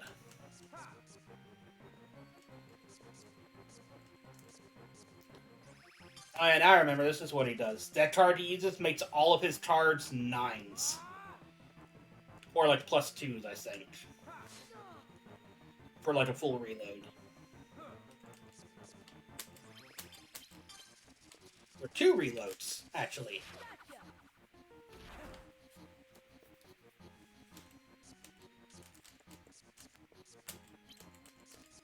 Seven, 5, and then 8 would make Sonic Blade. Yes, yes, I can do basic math. I have passed the 2nd grade, I think.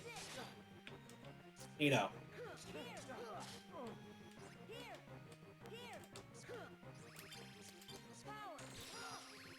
And this is why Singular Cloud on his own is shit. Because he'll always just jump out of the way.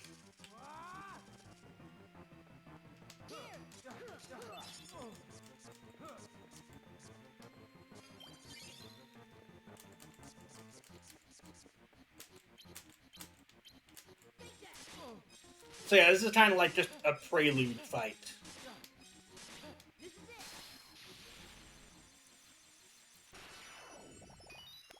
It's still really light, but, you know, it gets a lot harder later on if you don't know how to actually dodge. Okay, I need more CP at this point. Bigger decks, stronger decks.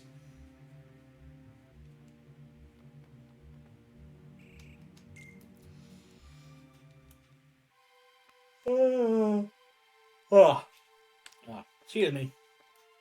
Very tired. Riku's Keyblade? At this point, not a Keyblade, actually. Just a normal sword. But in Kingdom Hearts 2, that's a Keyblade. I love his Keyblade in 2. Yeah.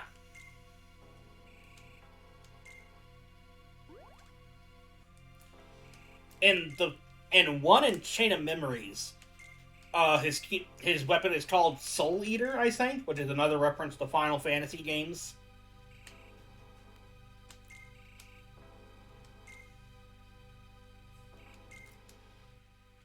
And in Kingdom Hearts 2, it's called The Way to Dawn, I believe, which is a massive reference to this game, actually.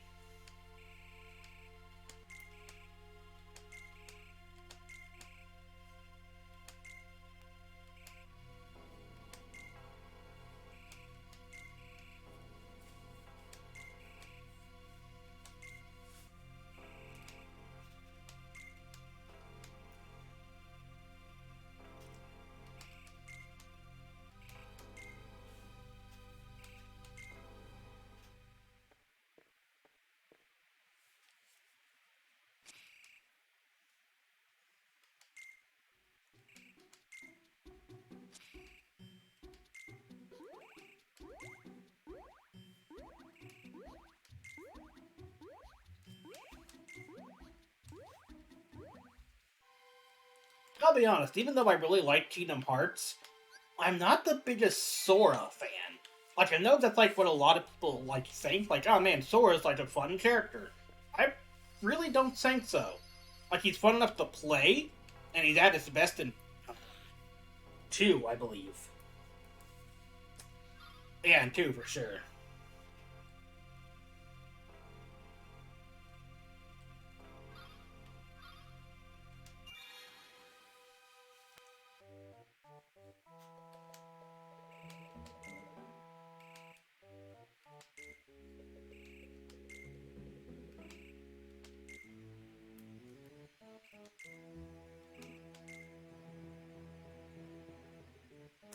Tinkerbell, mysterious floating fairy, who has like no animation other than her wings moving. I kind of pick on the animations, but this is like, you know, Game Boy Advanced style graphics, which were barely a step up from Super Nintendo.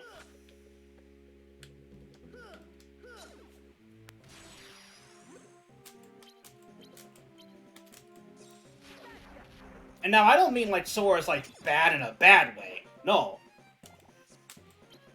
Like, he's still a good character, and he like deserves to be like the main character of this game for sure. It's just that he's not, like, the best, like, I don't want to say heroic character, because he is, like, really heroic, but it's just more of,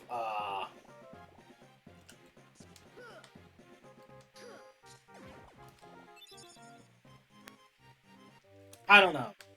A bit childish is the right word, but I mean, that's kind of like the point, that, like, fucking whatever.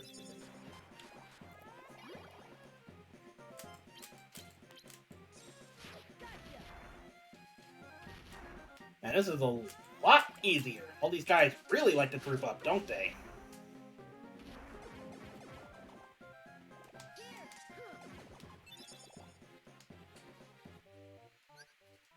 Okay, what was it for... I don't have gravity, that's right, so I can't use Quake. So I need a gravity Simba and whatever. I have Arrow now, so I can use Arrow, Simba, and a match to charge to use Tornado, I guess, but fuck it. If this strategy doesn't change, why bother... Or if this keeps working, why bother trying to change it? Excuse me 1 second.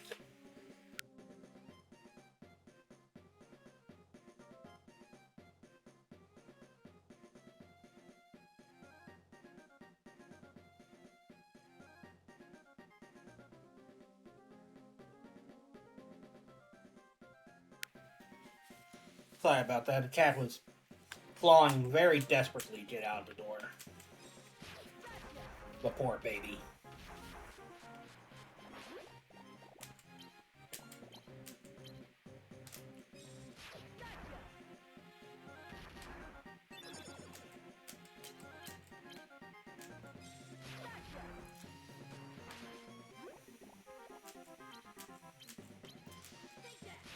So see, like, because I have a good deck now, where I have, like, some decent slights or whatever, I'm not taking as much damage, because you literally can't take damage during slights, because enemies can't attack, there'd only be one active, like, attack on the field. But, like, as the game evolves, the game kind of, like, really punishes you for using singular cards. Like, they kind of really do want you to use, like, mostly slights throughout the later portions of the game.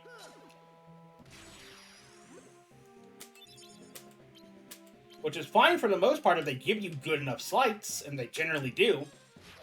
Because as I've been showing, the raid cards are just really fucking good. Strike Raid on its own, which is just, 3 normal attack cards, that's like 6 and 9, I think. Because that'll stun the enemy. The Elemental Raid's doing really fucking good damage. Sonic Blade. It takes a while to do its full damage, and if they go in the air like this, you're kind of fucked. Blitz. Still really good. Cloud, whatever. So it's not that hard of a game, it's just... I think the best way to put it is that there's not a whole lot of viable methods. I think that might be the right term.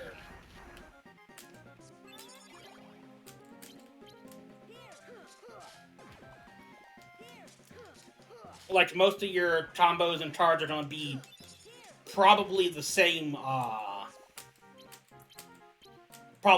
throughout the game.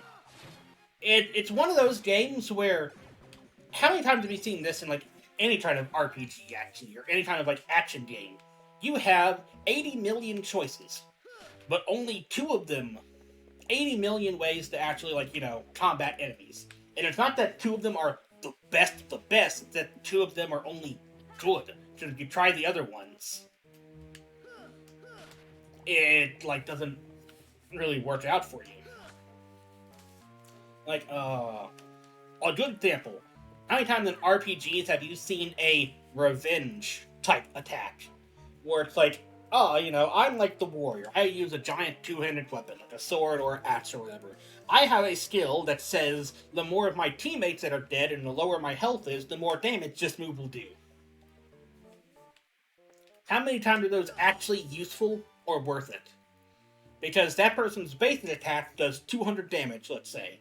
And you use that move at the start of the battle where everyone's like, full on health and shit like that.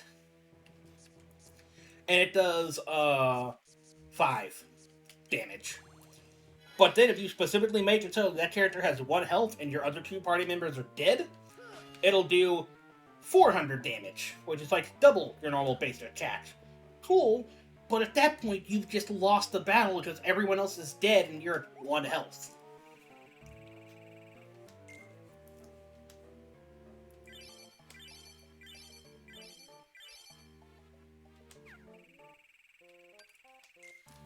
You get what I mean? Sell. Go. Sell.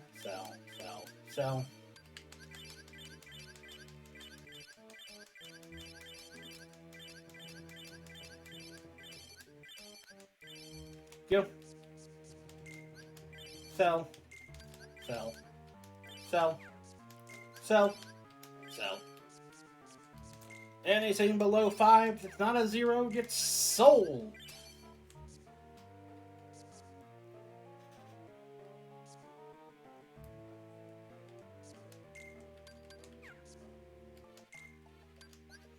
Same with you. I'll sell 2 of you.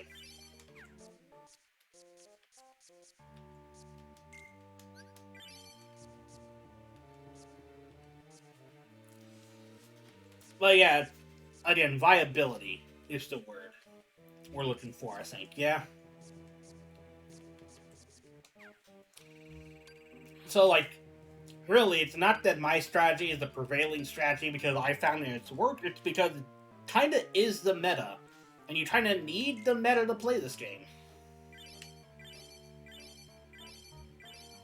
Another cloud.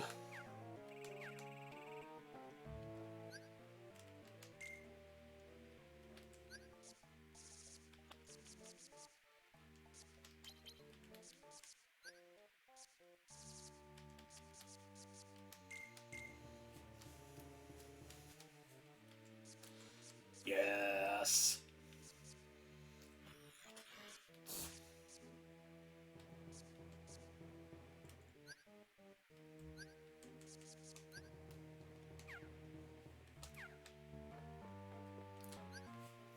What the fuck are we doing?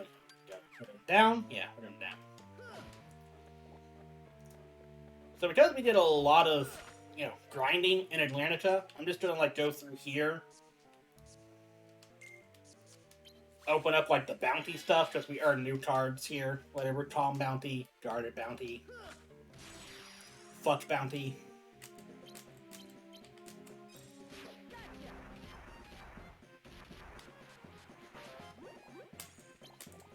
And just gonna try to breeze through. The only challenge in Neverland is, the Captain Hook boss fight. And, oh boy!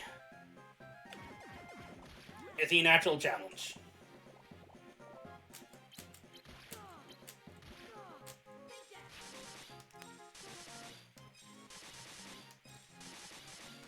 I don't think it's him himself that's a great challenge. It's the card he uses, I believe. He uses his own enemy card, I think. And it's, really good for the way his attacks work and the way that his deck is, built or something. I forget what it is, but I remember very vividly having a lot of problems with the Captain Hook boss fights. Boss fight. There's not multiples.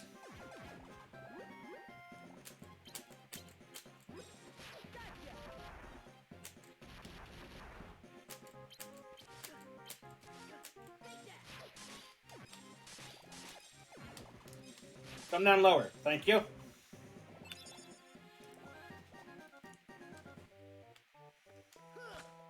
Learned teleport. Is that useful at all? No. I remember specifically trying this one fucking out.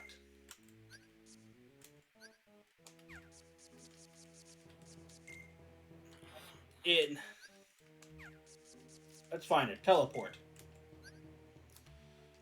Rematerialize behind the target enemy, stunning it for a short time. So it's a stun that needs the target to stop. Okay, yeah, it's good for a boss, I guess, but...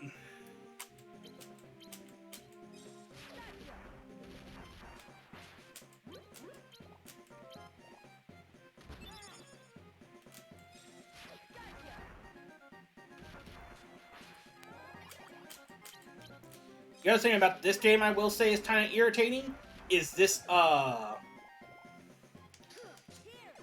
of like choose your own adventure play style. Like, oh, it gives us, like, 3, cards or whatever, right? Or it gives us, like, different world cards we can visit. Ooh, I want those. I want these. They're 5 points each.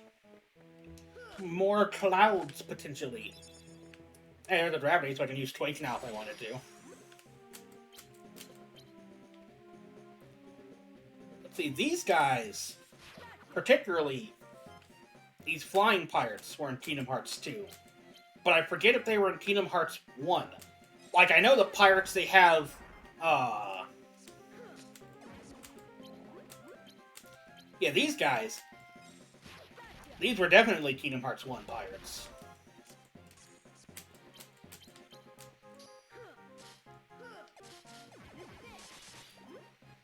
But I'm not sure if they had, if these flying pirates were specifically, Kingdom Hearts 1, or if these were, like, showed up here and were then put in 2.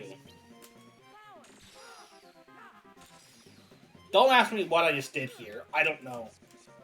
I remembered that I have, like, 4 clouds, and I thought I could do, like, 2 Omni Slashes in a row. I don't know what the fuck happened there. My brain just died.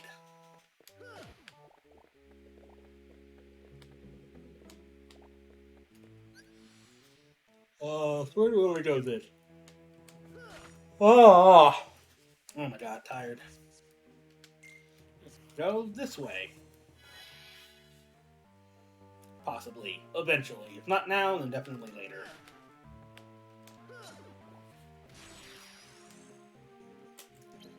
But yeah, I say this, choose your own adventure style, where you have to, like, choose the worlds are kind of bad. And I say that because once they actually start, after this set of worlds, the game becomes a lot more interesting with its world design. I say world design, but I don't know how to put this into words. It's really fucking weird.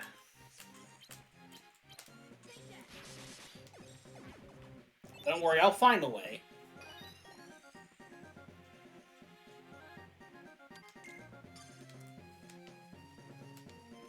You get a lot of more interesting boss fights. Heartless start giving out a shit ton more experience. Wow, I was literally right between the two of them, wasn't it? Okay, neat.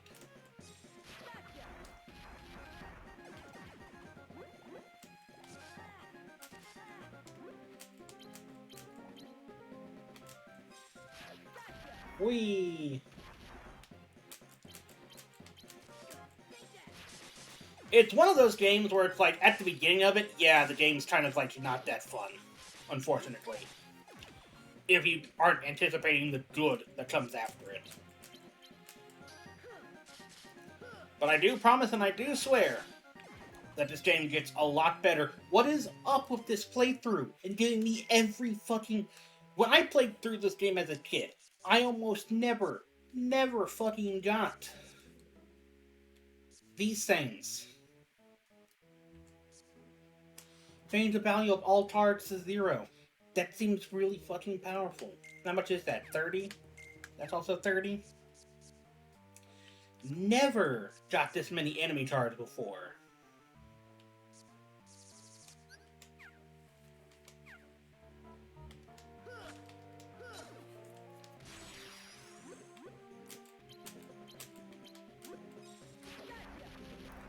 And now the game is throwing them at me like it's overused, stale Halloween candy.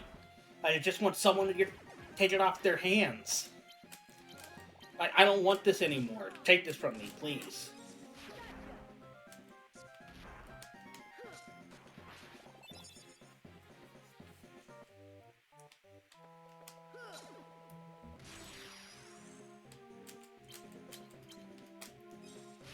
Right, I said I was going to try to breeze through Neverland, didn't I?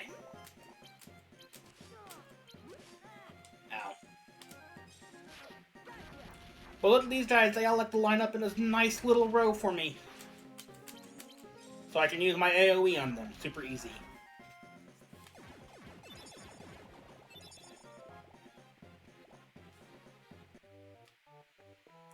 I also like how the game can't process more than one Heartless dying at a time. So they have to die one at a time, so one will blow up, then another, then another.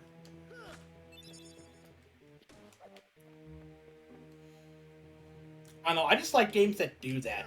Final Fantasy XIV kind of does that as well. If there's like 10 or 15 mobs on you and you do an AoE, the game will do damage to one, then another, like bam, bam, bam, bam, bam, bam, bam, bam.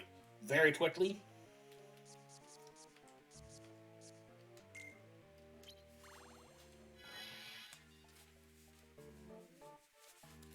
Did I already set up a Moodle shop in here? I did. That's the room I was just in. Okay.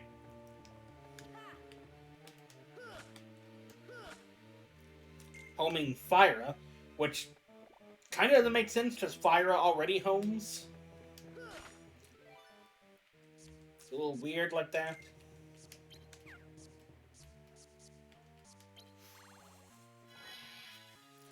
Oh, so how's everyone enjoying Arceus, the Pokemon game that came out today? Because I know a lot of people probably are playing that. I know a lot of people are streaming it as well.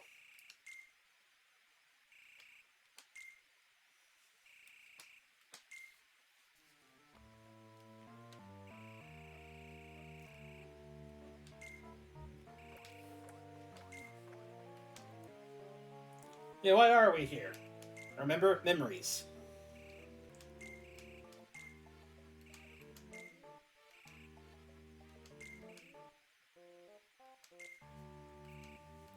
And you're dressed funny, says the man dressed like a fucking fairy.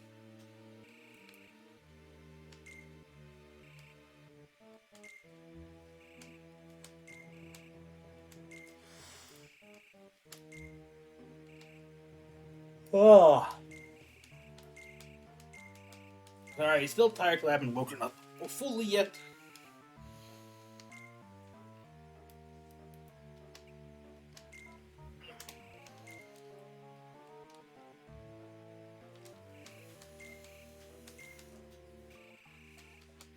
You have any manners? No. No, he does not.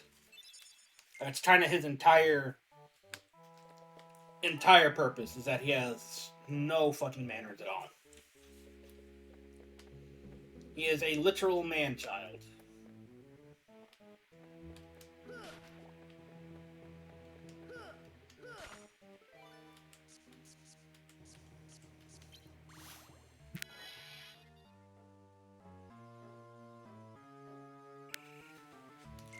There, I remember when they said, let's make a ruckus, and we just immediately run back to here?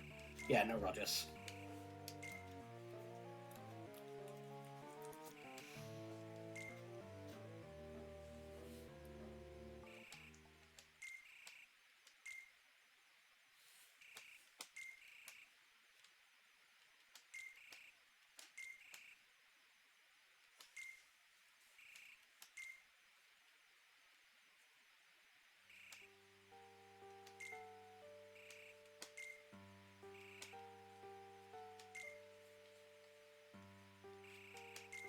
Yeah, see, he's a man-child.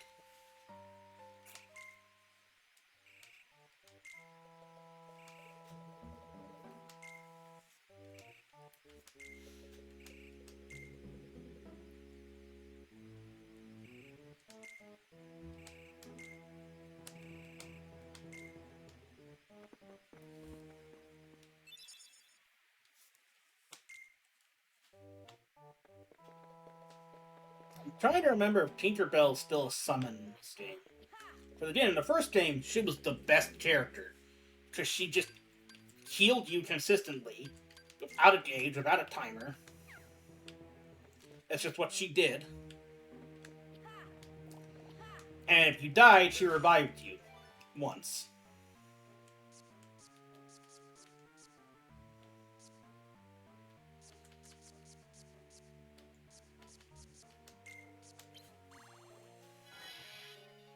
So the reason I have a shit ton of Moodle shops is because I'm trying to save them. Well, one, the game is giving me a shit ton. But two, I'm trying not to use them because I want to make sure that I have enough for these free packs way later in the game. Because those free packs, you can sell those free packs. Sure, let's get a wild pack. Let's see what we get. Cool. Bunch of shit.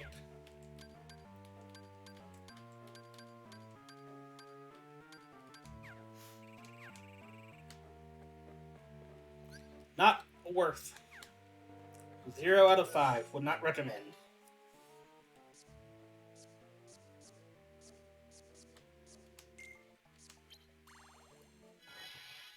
So I read some reviews on that Pokemon game. And it's one of those things where games where it feels like I would like it, but maybe it has like the downfall of to me a lot of other like open world games where there's just not a whole lot to do in it. It looks like it's a bit better, but then apparently like the actual turn-based, like, you know, normal Pokemon battle stuff that shows up in it is apparently really shit.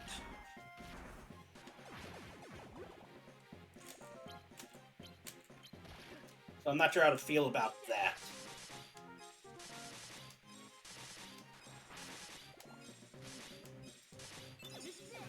Also, I'm starting to think that the game wanted me to come here first. These guys don't do a lot of damage, whereas the Atlantica people, ooh, they did damage.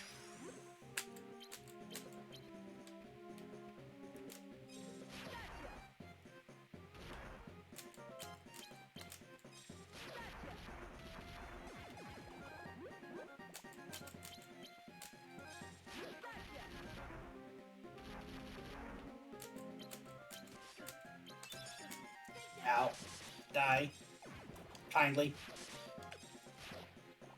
Thank you. These guys are also way less aggressive, when they're like not attacking consistently. Fire? I mean, it is what I'm using. Again, unless you're talking about elemental differences,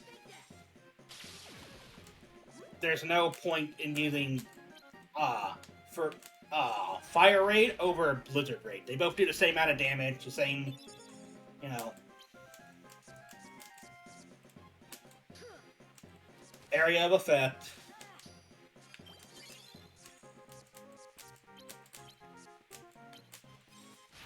It's just that if you go up against an enemy that absorbs fire, you'll heal them for the damage. If you go up against an enemy that's weak against fire, you'll deal more damage. If you go up against people that can just fuck right the fuck off, they can fuck right the fuck off. These guys don't do damage, as I say, they proceed to immediately get my ass handled to me. Die. Die. Thank you. Did sound just get weird for anyone else, or is that just me? I want to say it's just me. Yeah, I think it's just me, hopefully. So I am actually going to use a save point here. Because I'm absolutely fucking terrified of Captain Hook. Maybe for the right reasons, or maybe for the wrong reasons. We'll find out. Something to note is that when Hook is using his own,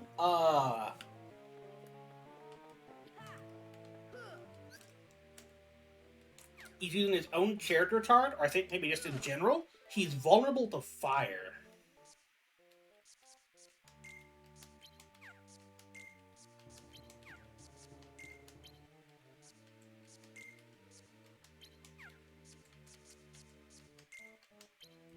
I don't know why, though I don't think he was weak to fire. Well, no, that's right, yeah, in Kingdom Hearts 1, if you cast fire on him, when he was, like, idle or something, you would, like, set his ass on fire and he'd run around and hit you like that and, like, do something? I don't know. So, yeah, he's, weak to fire in this game.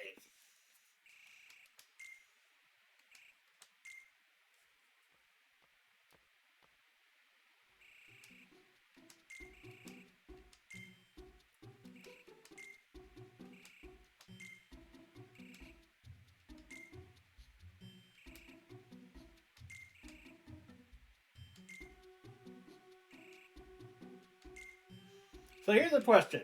If children never grow up in Neverland, what about these adult grown-ass pirates? Do they just stay the same age? Does Neverland just stop you from aging physically? Is that what it is? Is it like the fountain of youth?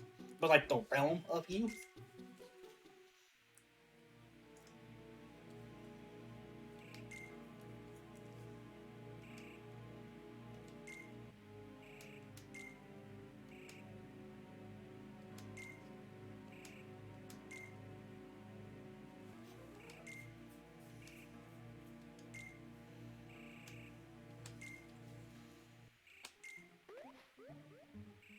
I thought it was the alligator that took your hand. Or the crocodile.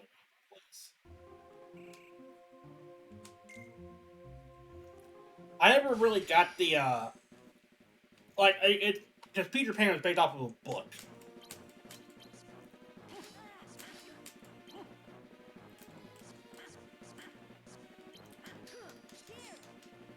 So that combo and present card sleight he has prepared is something you desperately want to break as soon as possible. Oh, that was a lot of damage. You got hit, what, 4 times after that, I think? The other thing that's annoying about this fight is that the ship is consistently swerving to the left or right, moving Sora.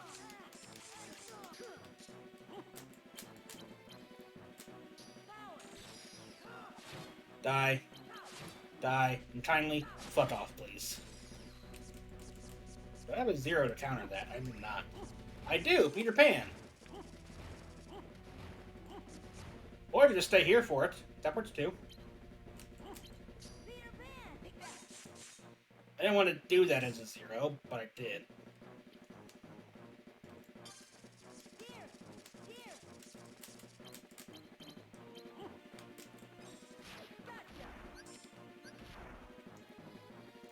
Ah, yeah, see? He's using his own card, which is second chance, so he's going to die?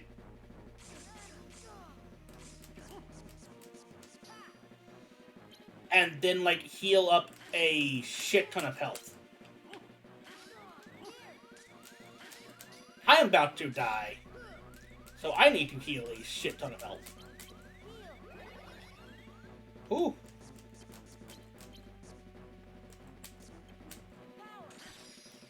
Well, he zeroed my clouds.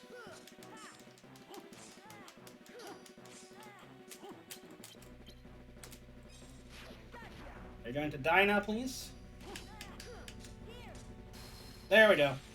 You know, he doesn't heal, just it stops him from dying when he's at 1 health, I think. Is the way it works.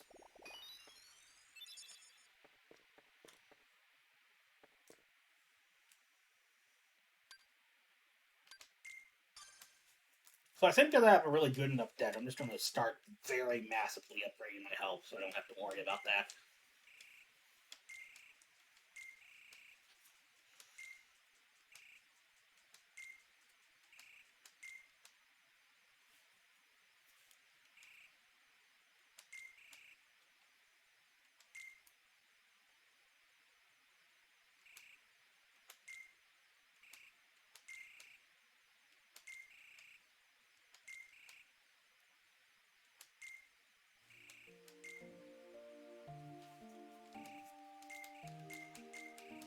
Blah, blah, memory is important. The main theme of the game, again, kind of.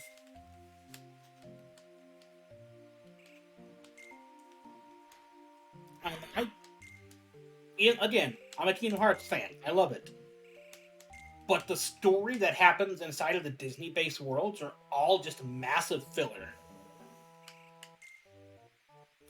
And I mean, like, massive filler, right?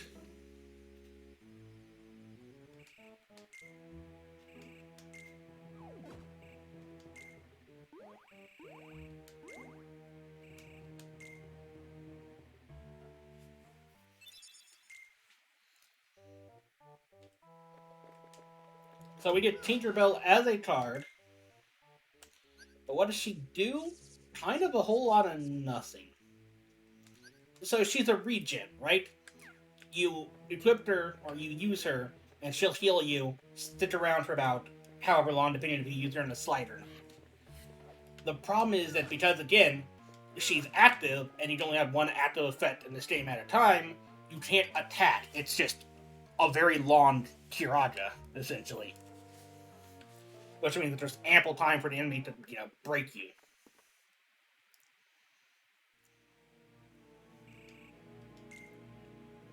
Okay, we're doing this then. This again. I thought we were going to fight someone else. But no, I guess we're just going to fight him, like, all in a row. It seems weird.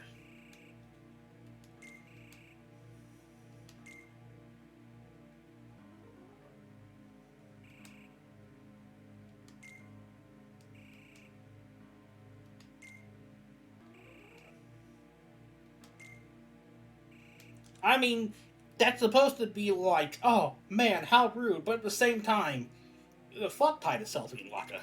They're kind of, like, not important at all.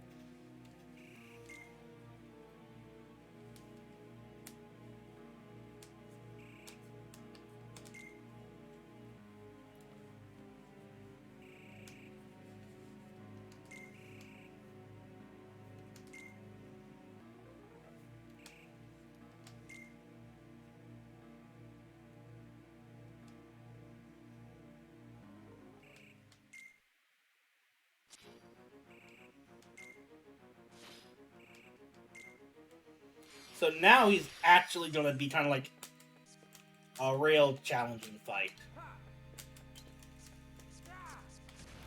So Dark Farada there is incredibly easy to dodge and at the same time impossible. Dark Farada will home in on you 100%, like curve and do fucking whatever if you're in front of Riku when he casts it. If you go behind him, it will try to U-turn behind him, but cannot go behind him. Then he'll have Dark Aura, which you'll have to either dodge roll out of or fucking save a 0. Like that.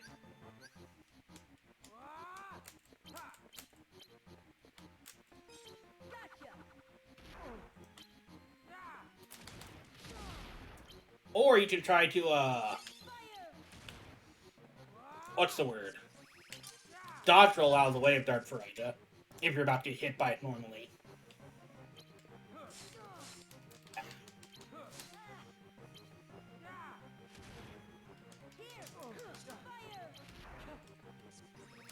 Oh wait, that's 2 9s? Oh boy. Okay, he doesn't have Aura this time. Okay, good. He only has Farada. Still very good. I am still a big fan of the let enemies wear themselves down. So I'm just going to try to sit here and have him use up his Faradas. If I see his Elixir pop up, I'm going to break that if I can. Wait for him to reload to hit him with Omnislash.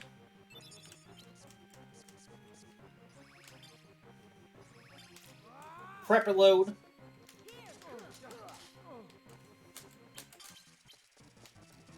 Like how he kind of did there.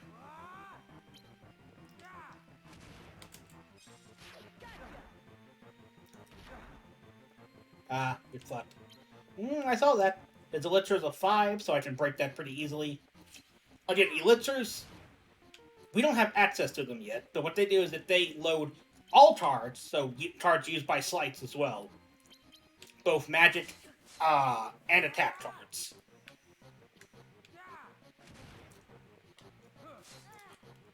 So that's why all bosses that have decks like this and who use slights almost always have like 1 or 2.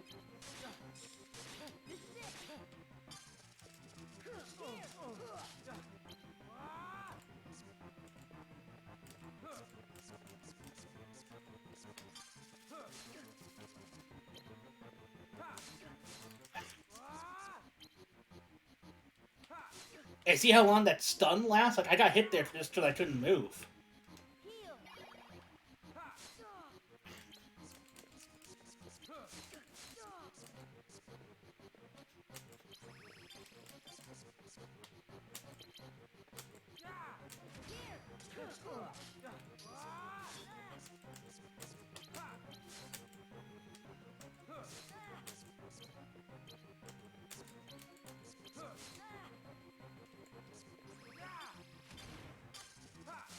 Oh, so that works both ways, because I was too close to him. He couldn't, You fool! God, Omni Slash does so much damage, it's so good.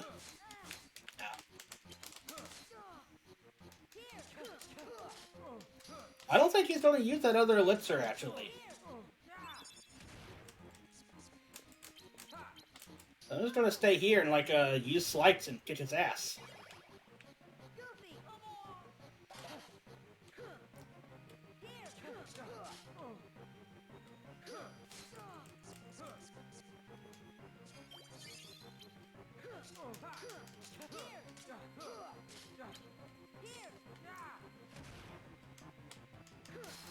So yeah, these first two fights, not hard. But when you fight him a third, and I think a fourth time, he gets a lot harder. Oh, Ari's Arkham. Nice. What is that? 3 attack cards, total value of 1 to 6. Yep. So it's a very powerful slight, but again, the maximum it can be is a 6. So it can be broken by most normal enemies pretty fucking easily.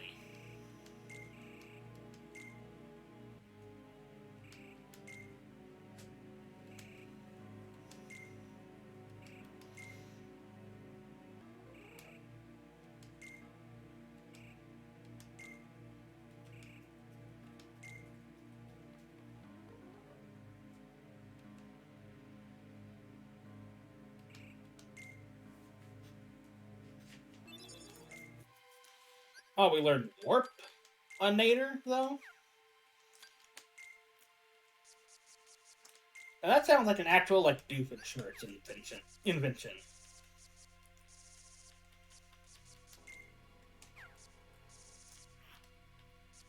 Yeah, behold, player to pad plus my Warpinator.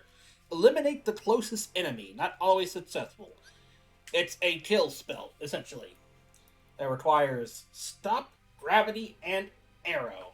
Not always successful. Meaning it has, like, I think it's like a 60 or 70% chance, actually, for most normal enemies. It does nothing to boss enemies, though. Not even extra damage. It's completely useless, so don't try it on bosses. Mm.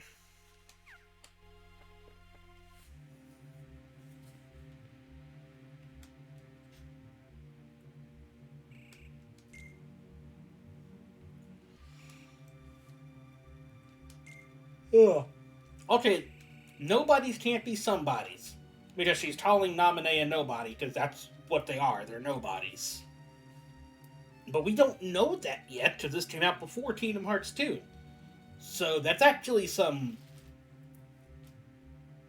really confusing dialogue if you think about it back to the kid.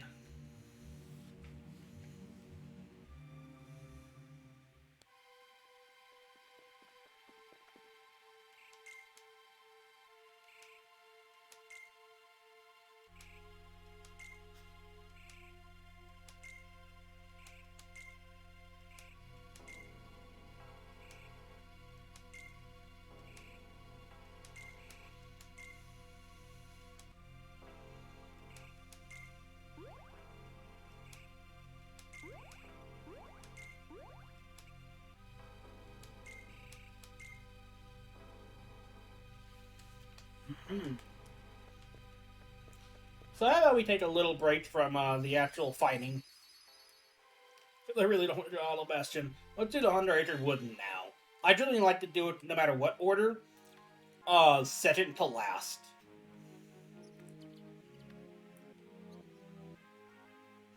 And this is essentially a way to grind some specific cards, I think.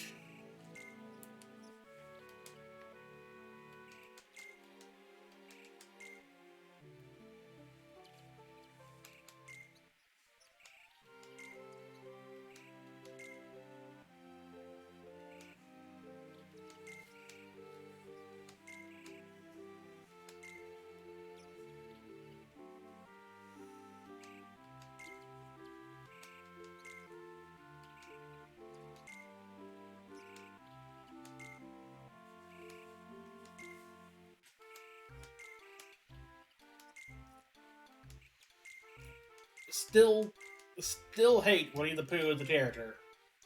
Like, it's supposed to be like child innocence or whatever.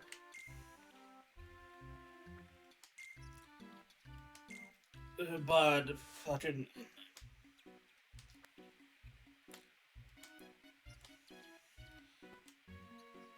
So we press R, and we can call Pooh towards us, and he moves faster if we do.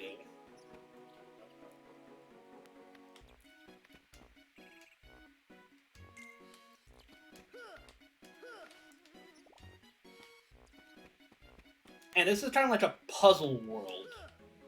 Like, I forget exactly how stuff works. Like, for example, we yell for Pooh. And we have to have Pooh run into Piglet here, specifically, I think. There we go. And for every friend we reunite with or do something with, we do,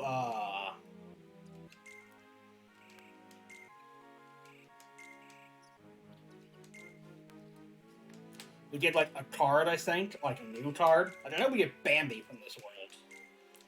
Now we get, like, slights and, like, health stuff from here.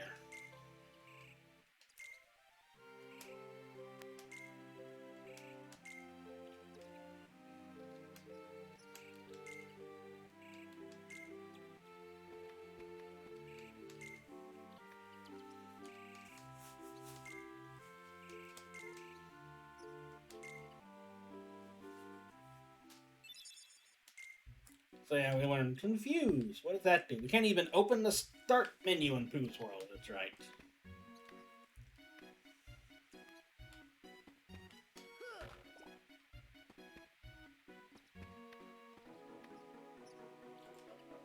Oh, this way. Don't fall into the pit of the butterflies. Pooh, don't do it. Pressing the R button, I'm calling you. Come this way. Touch the balloons. There we go.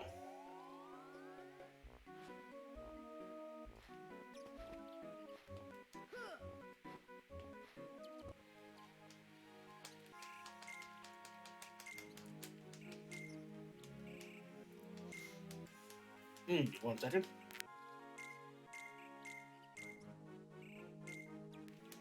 Oh, sorry about that.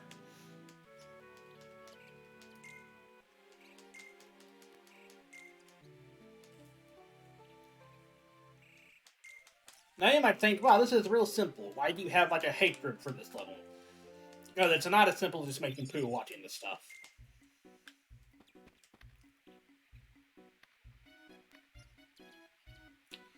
Like, one, he's distracted by fucking everything. And you can't go that far without him, is the other thing. There's a lot of Moodle points to earn here if you just walk over stuff and these respawn, but they're singular blocks. So you have to have Pooh fall down here specifically, I think.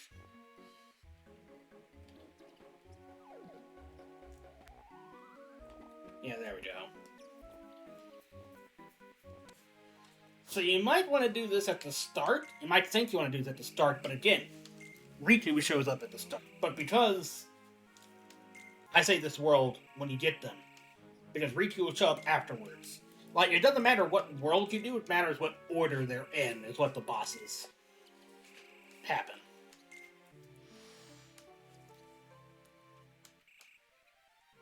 Ugh.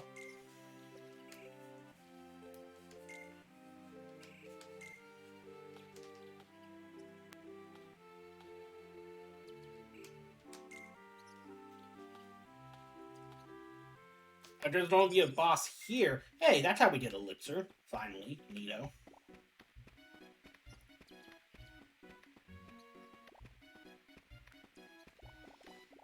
The game can't handle the sprites of the dandelions popping up.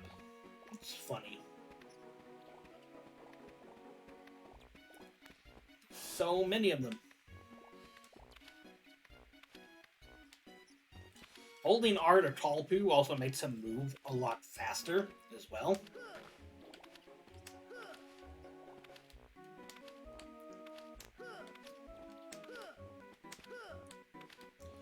There's a sign here. I don't think you can read it.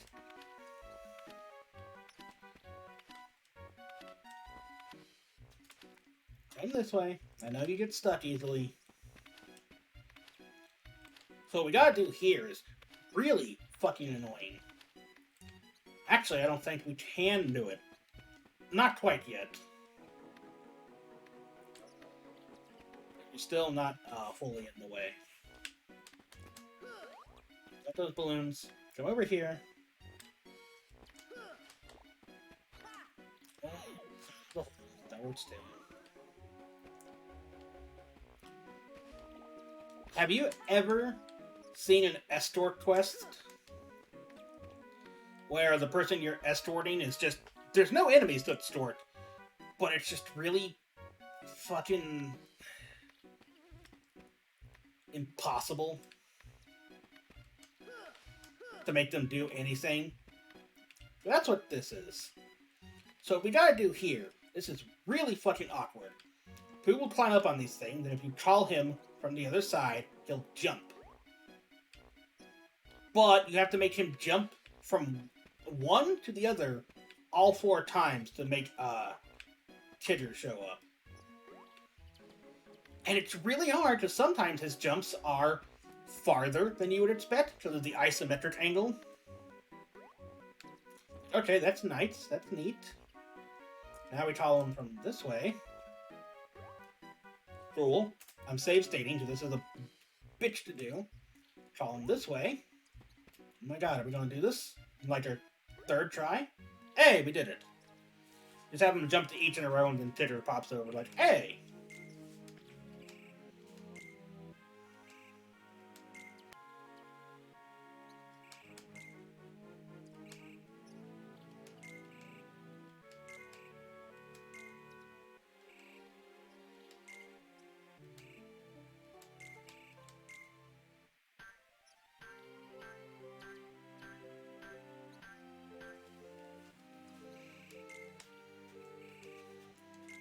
So I don't know why whoever made this book thought tigers were jumpers. They're not. I think he was mistaking him with like leopards, because leopards are really good tree climbers, right?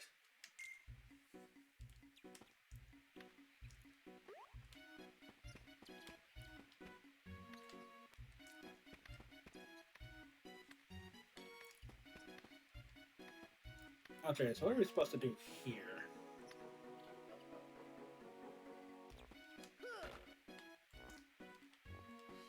We're supposed to attack these to make them go down. And it's supposed to be like a certain, like, pattern, I think? But I forget, like, where we're supposed to figure that pattern out. Like, it's not as simple as knocking them all down to nothing. And if you ever want to reset this, or, like, try again a failed attempt at finding a friend, you can just, enter the world, or exit the world, and re-enter it.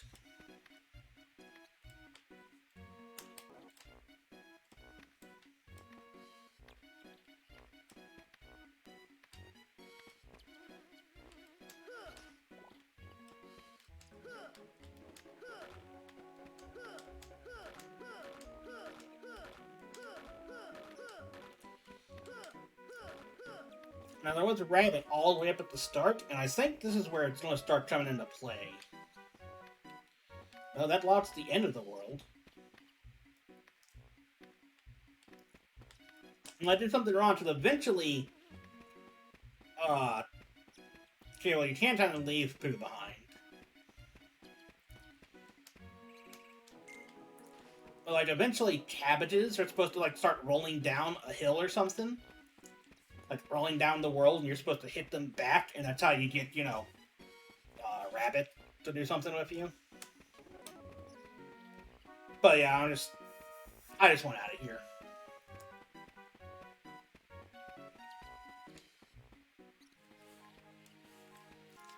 Like, you get some good stuff, but I don't think it's really necessary.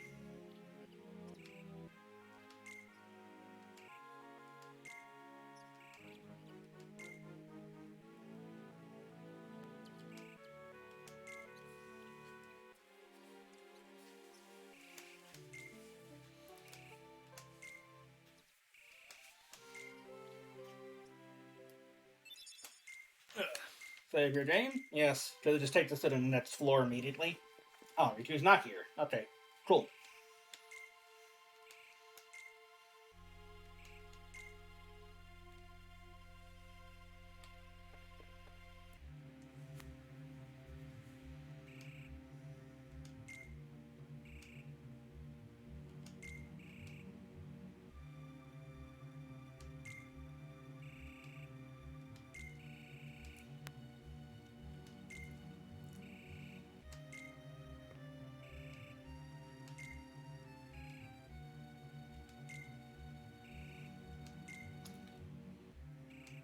That will do. Marluxia. Yeah. Marluxia is, I think, the only organization member in this game to start with his hood up.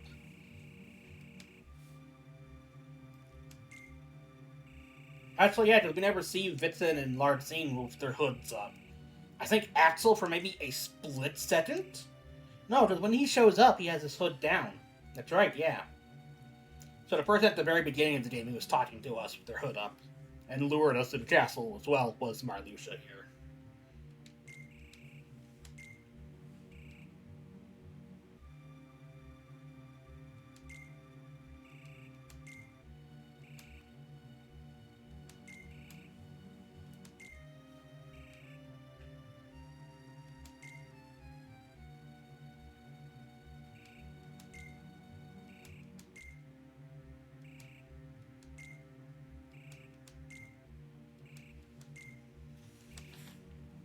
Nope.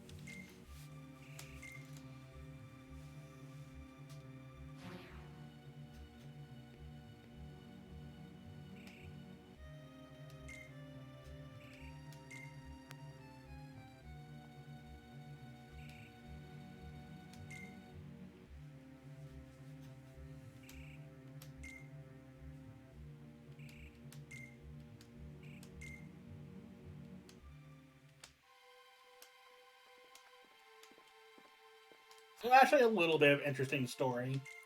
I like it when we do get to see, like, not things from the villain's perspective, but things from, just being able to see, like, what the villains are up to, generally.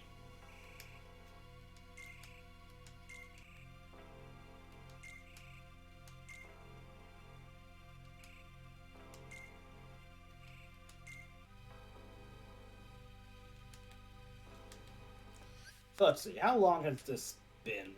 How long have we been live? Close to 4 hours, I think. Okay, I think we're gonna stop for here today. Because we'll have, Hollow Bastion. Which, okay, I'm gonna be honest. Remember how I said most worlds are like, the way they do difficulty is kind of like, one world might be a bit stronger than the other, but it doesn't really matter. No, fuck Hollow Bastion. It needs to be the last card. It is filled with enemies that are very strong, unique to that world, almost exclusively. And then, of course, the boss. So yeah, we're going to pick that up tomorrow. So we're going to be stopping here for now. So thanks everybody coming by and watching. I hope you all had a good week. I hope you all have a good night. Enjoy your Pokemon if that's what you're playing, and enjoy watching it if that's what you're going to do. And I'll see you all tomorrow sometime. So goodbye, have a good night, and I'll see you then. Goodbye for now.